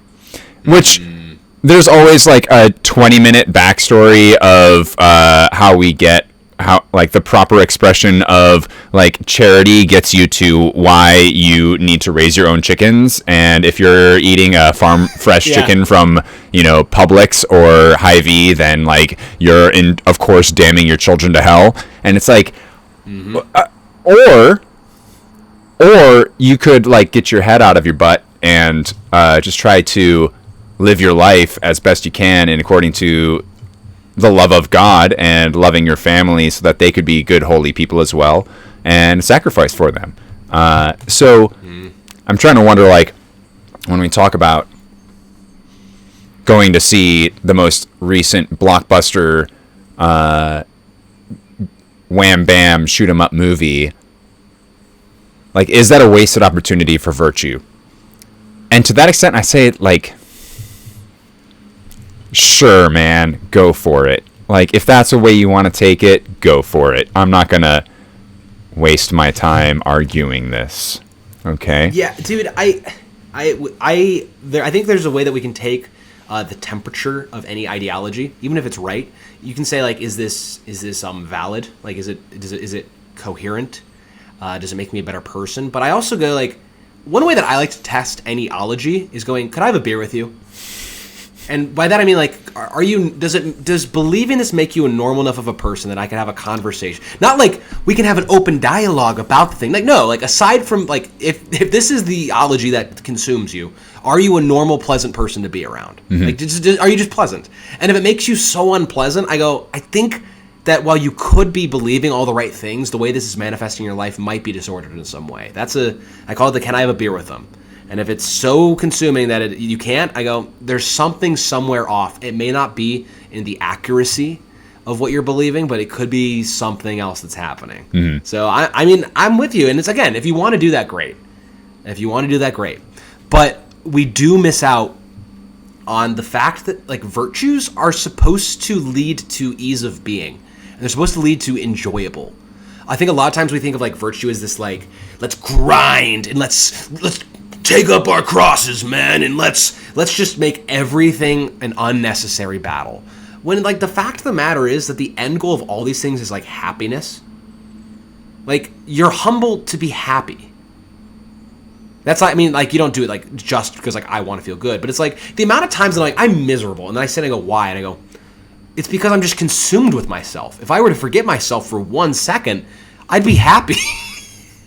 Oh, I guess humility isn't this, like, flagellating whip that I have to impose upon myself at every opportunity. I guess humility is actually God's plan for me to experience happiness. And the more I can practice that and have that in my life, and the more he grants that virtue to me, the happier I'll be. And the same thing with everything. Like, I talk a lot about Chesterton. You know, one thing he says is, like, the way that we honor God with beer is not drinking too much of it. Yeah, because when you drink too much of it, you become miserable. But do you know what's really good? Beer. It's very good. Like, we're supposed to enjoy these things. And so there's something so interesting that not only does the devil want to damn us, he also wants us to be miserable the entire time. And we get suspicious of, like, earthly pleasures because they're earthly. And they're pleasures, which is one of, like, a big temptations. Yeah. But it's like, yeah, but, like, one of the things that our faith gives us is the ability to interact rightly with everything, to actually enjoy it. Everything was a gift. We're not Gnostics that hate everything. But sometimes we get so wrapped up in virtue and unattachment and being spiritual and in the world but not of the world that it translates into us just making ourselves miserable instead of just enjoying a bad movie. It's like there's nothing wrong with that. Again, if you want to practice virtue in that manner, have at it, man. Go for it. I don't know your circumstances. I don't know you. But for me, I go, I think I'm going to go enjoy this. I think it would be a lot. I think it's going to be better. John, what's the best bad movie? My best bad movie is Revenge of the Tai Chi Master that I remember watching, like, every month with my dad growing up. It was terrible and, like, the most stereotypical Asian kung fu movie. It was so bad. Okay. And yet, at the same time, I remember my dad would just sit down on the couch and be like, Alex, let's put on a bad movie. All right, let's do Revenge of the Tai Chi Master. Yeah. Oh, man. Perfect. All right. I don't have a favorite bad movie. In college, my summer's home was like when the Sharknado movies were really big. Okay. And that was very much like, these are bad movies that know they're bad and are capitalizing on that. And so that was fine. And it was a fun little zeitgeist. It was a good meme that we could all live out. But then I obviously go, okay, what are other bad movies? This is fun. This is fun to do bad movies. So you watch like The Room. And there's something about bad movies that I think we're supposed to like laugh at them. And it feels a little mean-spirited for me. Like, I know I just said, like, oh, isn't it so great that we have bad movies and we all love these things that because they are bad? For me, my personal experience was like, I'm watching this and I think the enjoyment is I'm supposed to go, isn't this awful? And that felt mean-spirited for people who are, like, maybe actually giving it an honest go. Like, if you watch The Disaster Artist, it's starring the Franco brothers about the production of The Room. Like, there's so much pathos that they create for this main character. And you're like, I feel bad for laughing at you, man. And, you know, there's people who go, hey, it's bad. I can say things are bad. It's like, yeah. And I'm a pretty harsh critic of bad improv.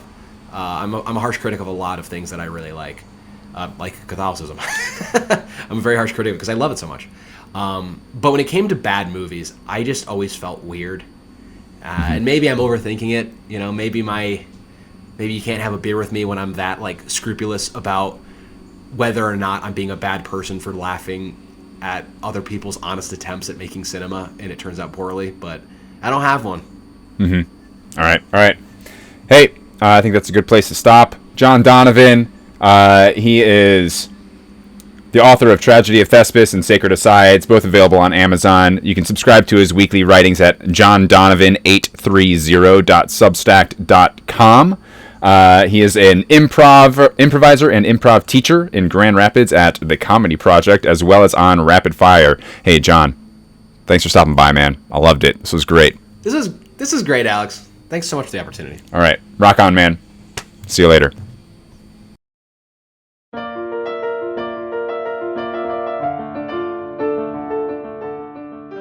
For more information, please visit the official Generation Vatican II website, generationvatican2.com.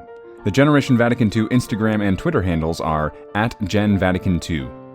If you have questions or comments, you can email me at generationvatican2@gmail.com. And if, after giving to your home parish, you think you'd like to support me, you can find my Patreon by searching for Generation Vatican II on Patreon. All donations will go back to support the podcast. These views are my own and in no way endorsed by the U.S. Navy. The Generation Vatican II theme song is titled Et Spes, composition, score, and performance by the musical genius of Brendan Flynn, whom you can listen to on Spotify or YouTube.